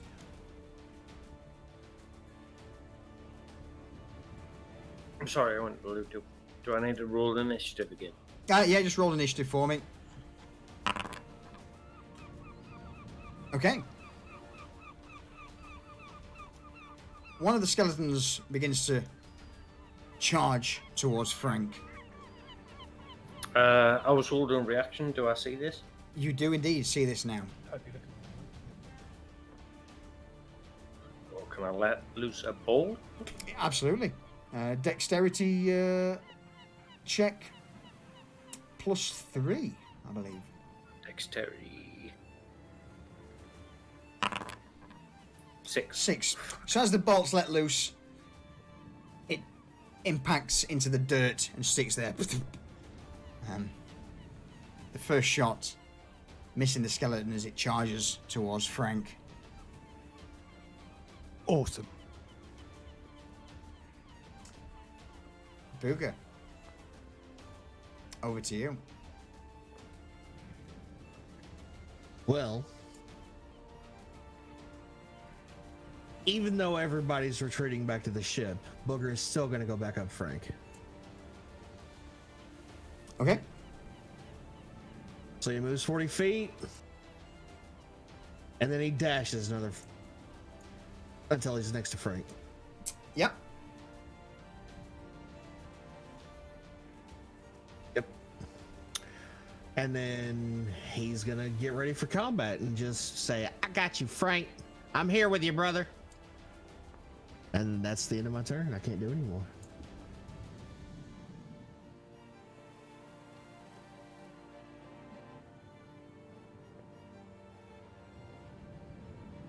Muted. Yeah, good What? point, actually. As you come across the skeleton, you seem to be, they seem to have this strange green glow about them. Frank and Booger, roll me a quick insight check. A history check, actually. I'm looking for it. Hold on. History, did you say? History, yes.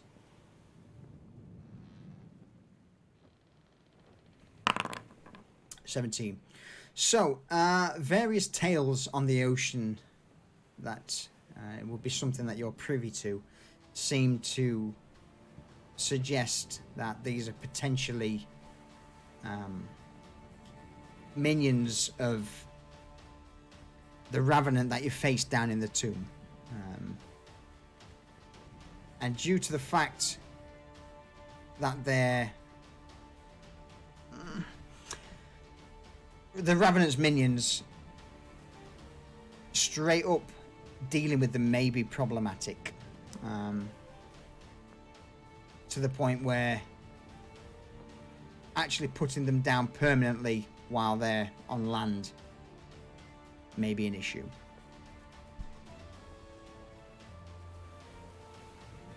Already thought about this. Yeah. But it just sort of And it confirms your suspicions, Frank, basically. Yep.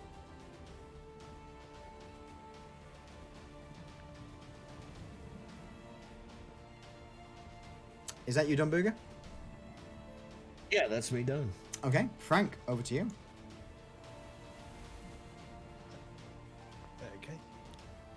Frank leans down out of his saddle, plucks the ballista out of the floor to use as a lance. All right. Hang on. Fair play, sir. Fair play. Bear with me. Let me. As intended. That's what I meant to do. Exactly. Psychic, mate. I like it. I like it. I was wondering how I was going to get a lance. Mate. Right. Bear with me a second. I believe I may need to import it from D&D Beyond. Just give me 2 seconds. No worries. Ba-ba-ba-bam.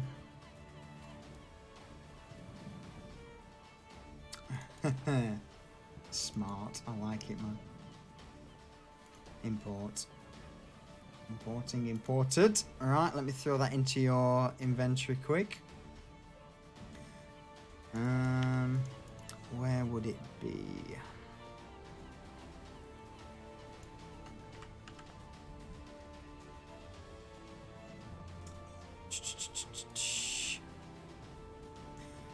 God damn it.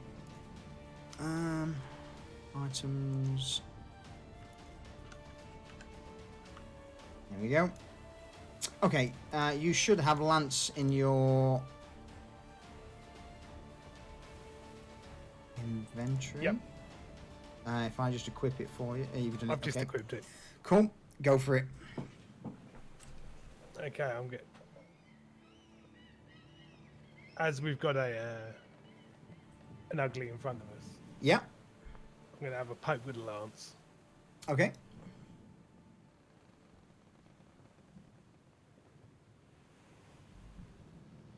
I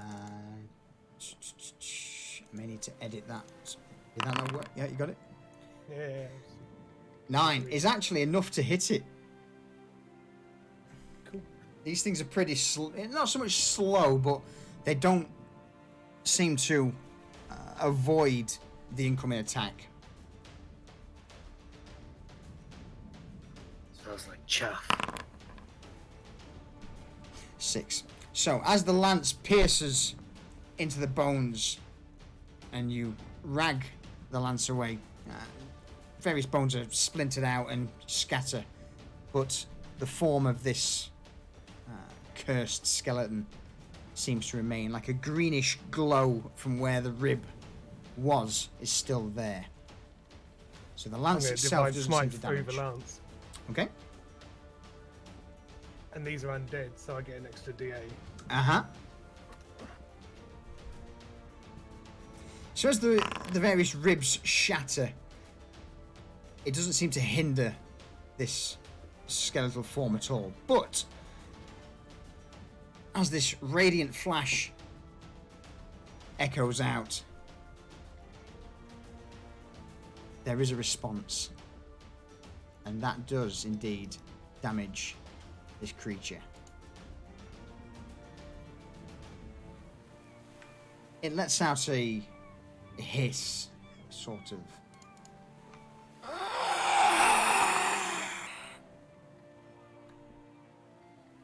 Before turning its attention towards Frank. Any further actions? Yes. My bonus action, I'm going to shout at the very top of my lungs. There's no stopping him on land. We need to get back to the ship now.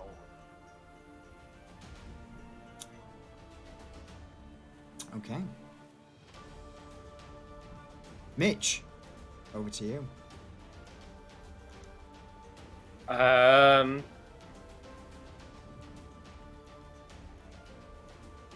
I'm gonna take aim at the skelly bobbins in front of Bugger and Frank. Okay, Another ballista and let loose. go for it. Out and grab what you can. Back to the ship. Was it one? 1d20 plus 3. Just a dexterity check, right? Yes. 7. 7. Once again, the bolt sort of flies through, and it pierces through the undead, sending shards of bone scattering. But this sort of greenish spirit beneath the bones remains intact. And it doesn't seem like the ballista's caused much damage at all.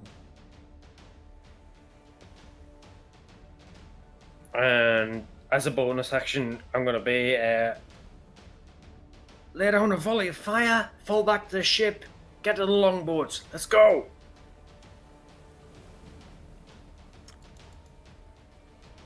And with both Frank and Mitch urging the crew on, I will allow them to an additional move towards the ship.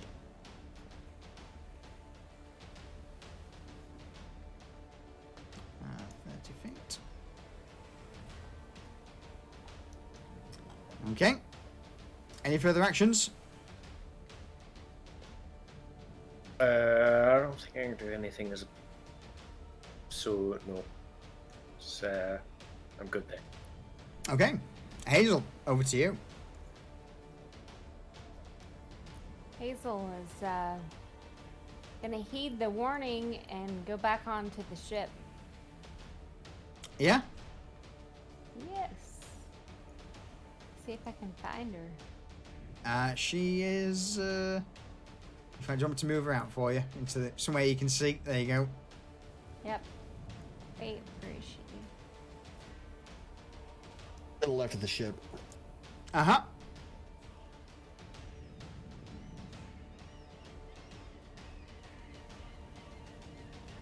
Hold on, I can't find that fiery red hair. Hold on 1 second. Left there of she the is. left of Arvid. Okay, there she is. So she's to the left. She hears all the commotion about going back to the ship. So she's gonna go back.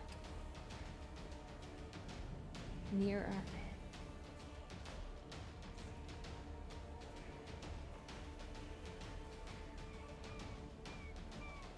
That's it.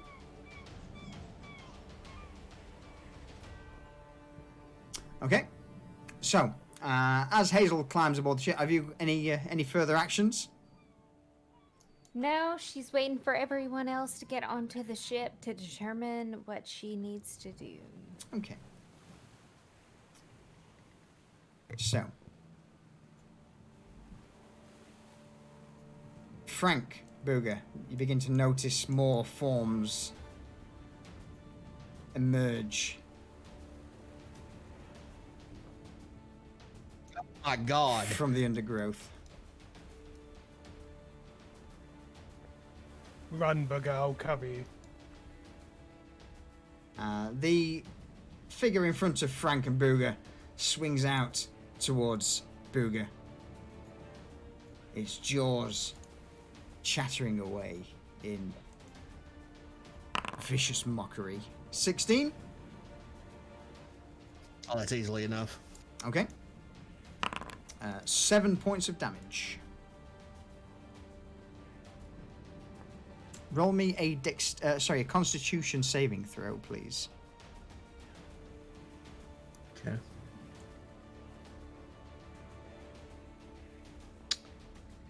I will go ahead and use my other inspiration on this one. Okay. 12 is just enough.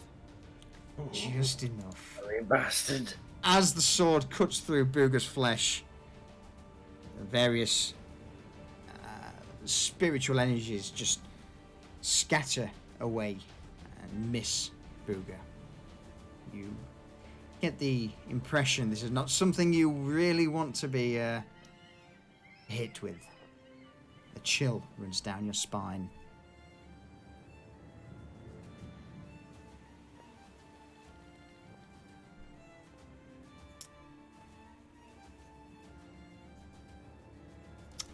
Okay. Booger, over to you. In fact, actually, sorry, various forms begin to they begin to close in on you, so you didn't move them.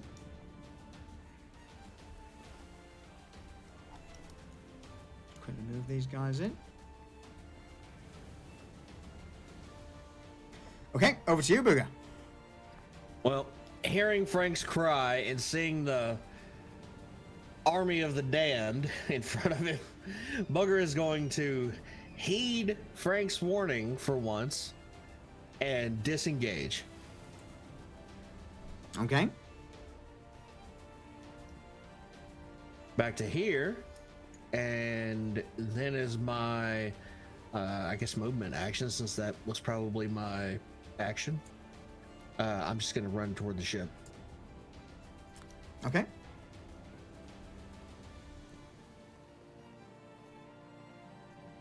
I think that was one too many. Don't you worry, Enders. There Don't we you go.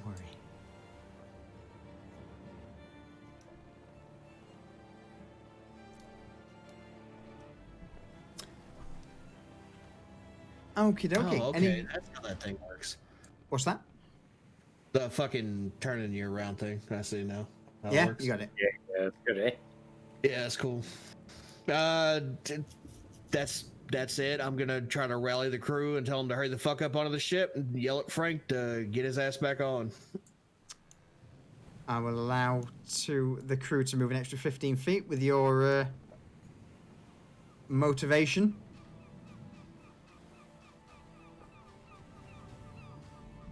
Okay. Frank. Over to you. Okay, Frank is also going to disengage.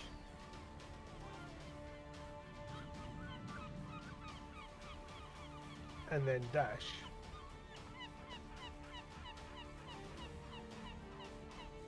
To there. Okay. And then about face. Mitch. I'm gonna lay down suppressing fire for any skelly bobbins that are close. So the closest to you. On the Yeah. beach. Yeah. Solution check Discord. Okay. All right, no worries. So just a dexterity check, yeah. Yes, dexterity +3. Once again, Oh. the bolt passes through one of the skeletons, causing no damage. I think we're all out of Twisted Fate Enders, but we'll see.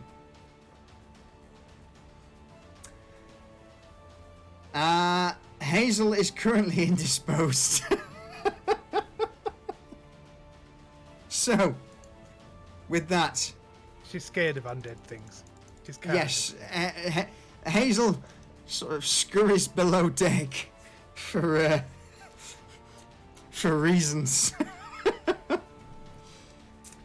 And the various cursed skeletons begin to continue their advance towards the crew. Now, in the distance, you see the form of somewhat slightly different to the rest of the crew, and with a bony, ghoulish hand reaches out and points towards the ship. Hey, Donk.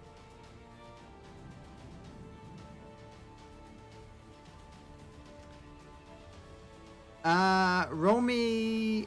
Frank, roll me a quick insight check.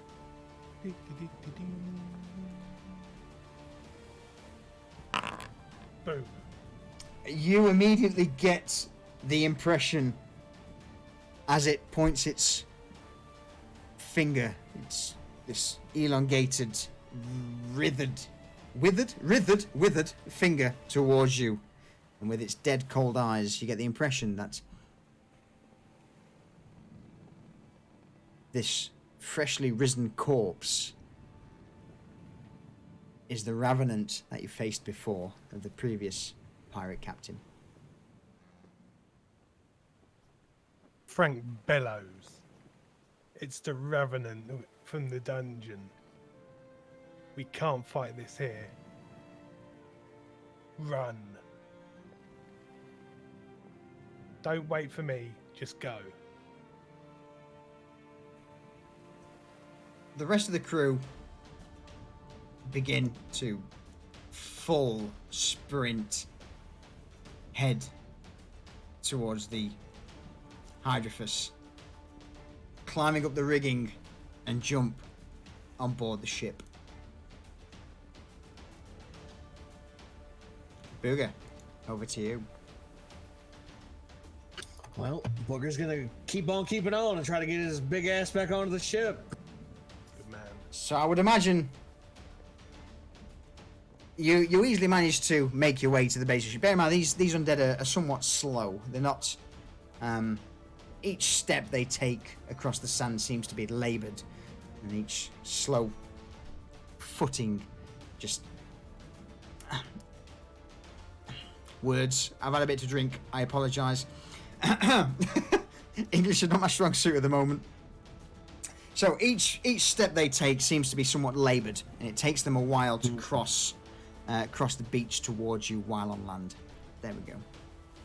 Well, I mean, Booger's got plenty of movement speed. He can Absolutely. get on the ship in this turn with a movement and a dash. Okay.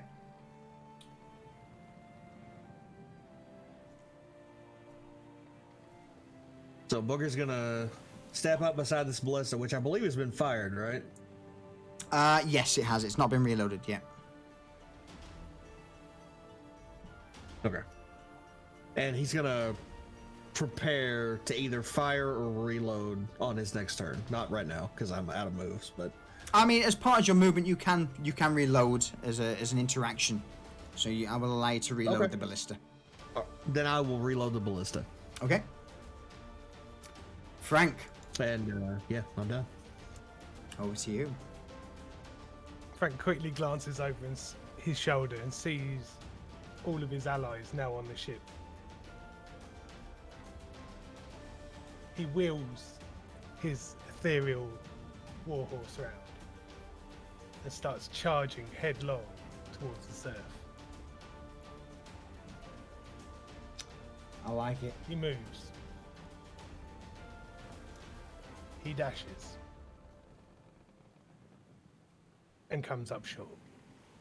Roll me a dexterity Hang on. check. I'm not- Oh, sorry. Okay, go on.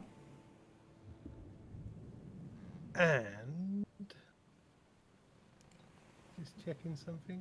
Dun, dun, dun, dun, dun. Yes.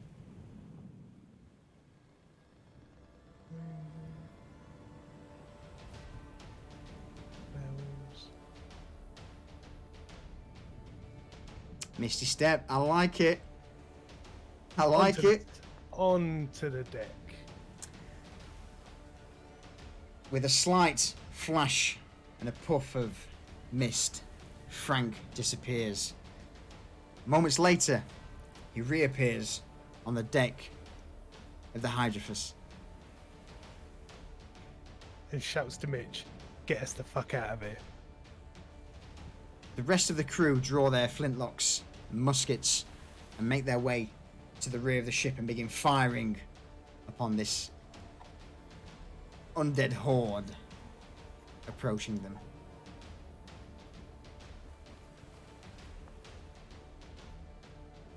Hey Nordic, how's it going, buddy? You see the Revenant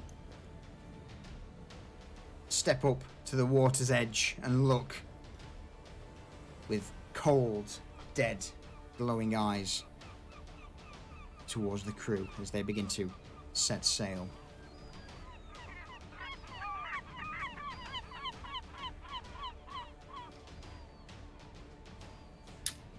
As we start sailing off, can I do something? Yeah. Absolutely, yeah.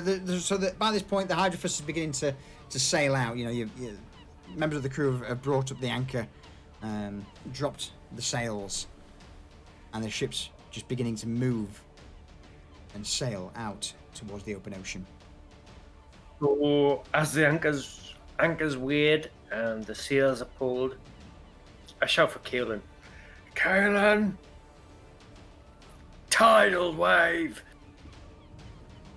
And I want him to cast tidal wave behind us on everything that's on the beach. I like it. It's a good choice. That is a very good choice. Kaelin. Go So ahead. go on. No, go for it. Go on. I was gonna say, as Mitch is yelling at the mage to cast tidal wave, Booger extends his hand up and gives the undead the finger. Gives him the bird. Totally on brand. Kaelin reaches out a hand, concentrating with closed eyes, and brings his staff up high. And the waters begin to coalesce around the back of the Hydrophus before a large tidal wave rises and washes over those of the dead. You begin to see various forms and skeletons just washed inland away from where you were as you sail out, with the exception of the Revenant himself, who seems to remain through it. The waters part around him. Let me just quickly sort this out. And he stands there as all the water begins to pour around, and as you begin to break into the open ocean, you're roughly around about 100 feet now. Let's bring this in. In fact, I'm pretty certain I've got a better one. Bear with me. There's two ships on there, and they both look like the ships we had. Yeah, in fact, let's zoom into that. So as you begin to break away into open waters, the form of the Revenant is stood still on the shore, alone. And as you begin to gain distance, you see it slowly turn and look towards this wreckage of the Harlot's Virtue, or the husk of the Harlot's Virtue. And with an outstretched hand, a flash of green light blinds you. And the sails that were once missing from the Harlot's Virtue now begin to reappear in a sort of green spiritual glow. And various flickers and spirits begin to wrap around the Harlot's Virtue. And it stands there with a hand outstretched with all this necrotic energy coalescing around the ship. And within half an hour, when you've finally broken free into the open ocean away, you just see this green speck in the distance.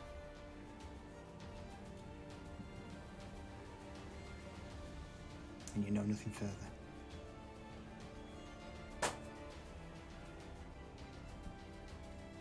Did Hazel make it onto the ship? Yes, she did. Yeah, Blackburn, we got her. Don't worry, mate. We got her.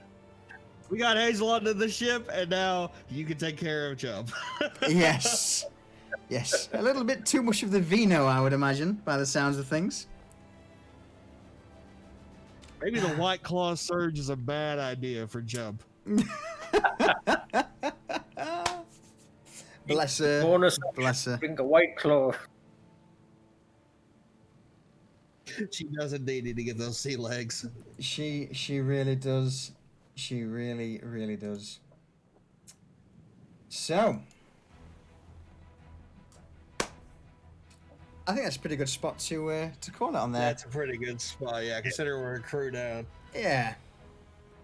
So, as I say, as you begin to hit the open ocean, the only thing that you can now think of. In fact, roll me in is. In fact, no. Lee, you, Frank, you would immediately know that the Revenant would be preparing the Harlot's, the husk of the Harlot's Virtue, as a vessel to chase you down. You don't know how long it'll take, but it certainly won't end due to the fact that you robbed its fucking grave.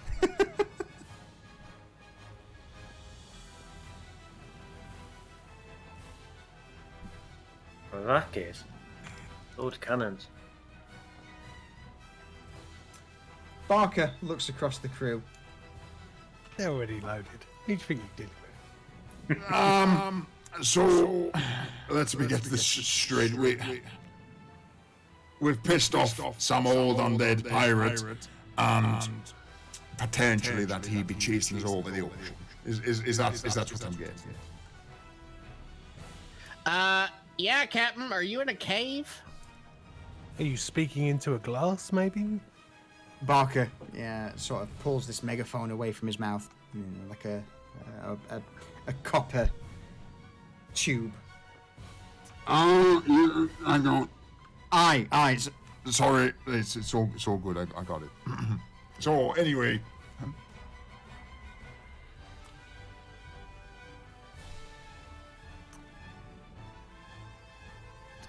So anyway, what? I couldn't run you for the fucking foghorn. Don't mind the horn. Look, so basically this be the plan. We head south. We head towards the Corin Archipelago, or Archipelago, whichever. What the fucking birds? Yeah. Archipelago. Archipelago. Archipelago. You know, archipelago. That's be the word. Fuck. And Barker just throws this sort of copper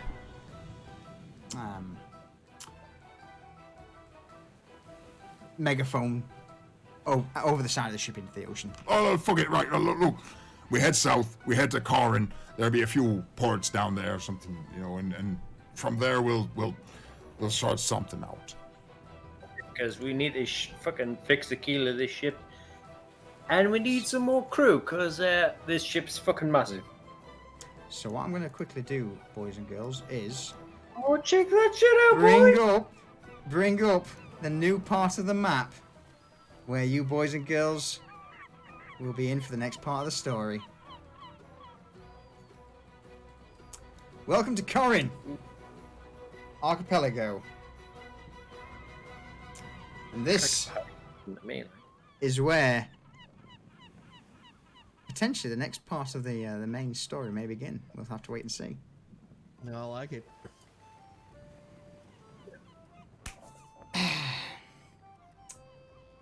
And on that, unless anyone's got anything to finish with, I think that's a good stopping point. Hold on. I am holding. I am actually holding because I need the toilet as well, because it's been a heavy night of drinking. Did we have a random social encounter? We did. Yes. Around the fire. Flowers. And the flowers.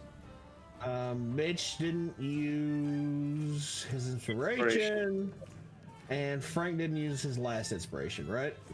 Uh-huh. So, the flowers part was the social encounter, and the fight against the orc sage was Divrak's random combat encounter. Okay. Pick up Divrak, we smashed him. Reward requests are clear. We're good. Done. Be right back. In your stream. Okay, on that note then, unless there's nothing further to add, we shall... Chat, I love all of your faces, everyone that's here. It's been great. It's been good. It's been good fun. It has been good fun. And I hope everyone enjoyed it. He is so bossy, Sneeze, I know. So who thought Frank was going to die then? No one, because Frank is a monolith. Fucking death. Indeed, Frank is probably the. It was good. I'm glad. That's what I wanted. That's what I wanted. In that case, then I will mute you boys and girls up. Any final words before I do so? See you next week. No, I'm good. See you next week. And that's that. All right, chat. Oh. That was a good session. A lot of roleplay. I hope you all enjoyed it. I know I did. Let's all wish Jump a happy recovery tomorrow. Bless her. And I'm glad to hear it, Sneeze. Ale, thank you very much for dropping by. I hope your headache's better now. Apart from listening to us rant for the last 4 hours nearly. Enders, thank you for dropping by again. Everyone, I as always appreciate it, and we'll see you all next week. It's not. I gave up. Oh no! Oh no! So I'm going to flick over to the end scene. So again, everyone, thank you very much for for spending the last 4 hours with us. I hope you enjoy yourselves, and we'll see you very soon. Ta-ta for now. Oh, be right back. Fuck that one up. Too much cracking, chat. Far too much cracking. All right, I will give you the joy that is the the shanty of the Black Mark. Yes, and while this is playing, we shall find someone to raid. So, everyone, thank you for your time. I appreciate the bits, I appreciate the follows, I appreciate the raid from Lone Wolf. Of course, I appreciate the subs, Beneville, Sneezer for the gifted subs, Jump for the gifted subs. So everyone, as always, I truly, truly appreciate it. But on that note, Rest well, all of ye, and I'll speak to you all very soon.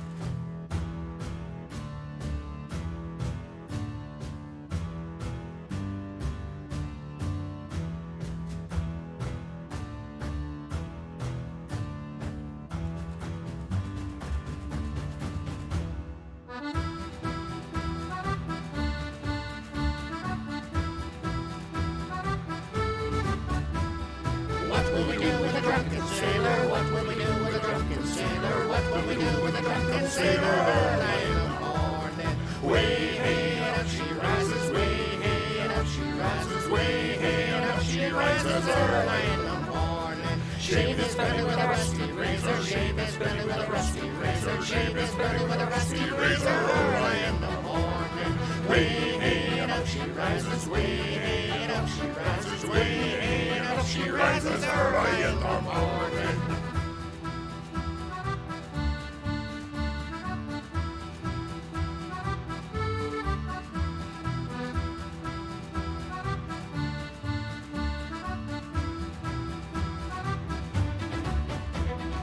Put him in a longboat till he's sober. Put him in a longboat till he's sober. Put him in a longboat till he's sober. Early in the morning, way hey and up she rises, way hey and up she rises, way hey and up she rises. Early in the morning, stick him in the scupper with a hosepipe on him. Stick him in the scupper with a hosepipe on him. Stick him in the scupper with a hosepipe on him. Early in the morning, way hey and up she rises, way hey and up she rises, way hey and up she rises. Early in the morning.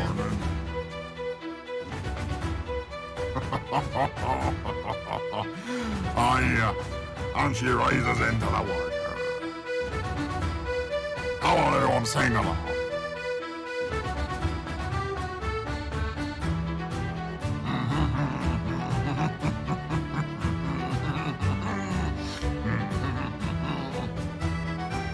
this be the best shanty out on the waters. Put him in the bed with the captain's daughter. Put him in the bed with the captain's daughter. Put him in the bed with the captain's daughter. Early in the morning, way hey up she rises. Way hey up she rises. Way Hang on, I don't have it now. I don't have That's what we do with a drunken sailor. That's what we do with a drunken sailor. That's what we do with a drunken sailor. Early in the morning, way hey up she rises. Way hey up she rises. Way hey up she rises. Early in the morning.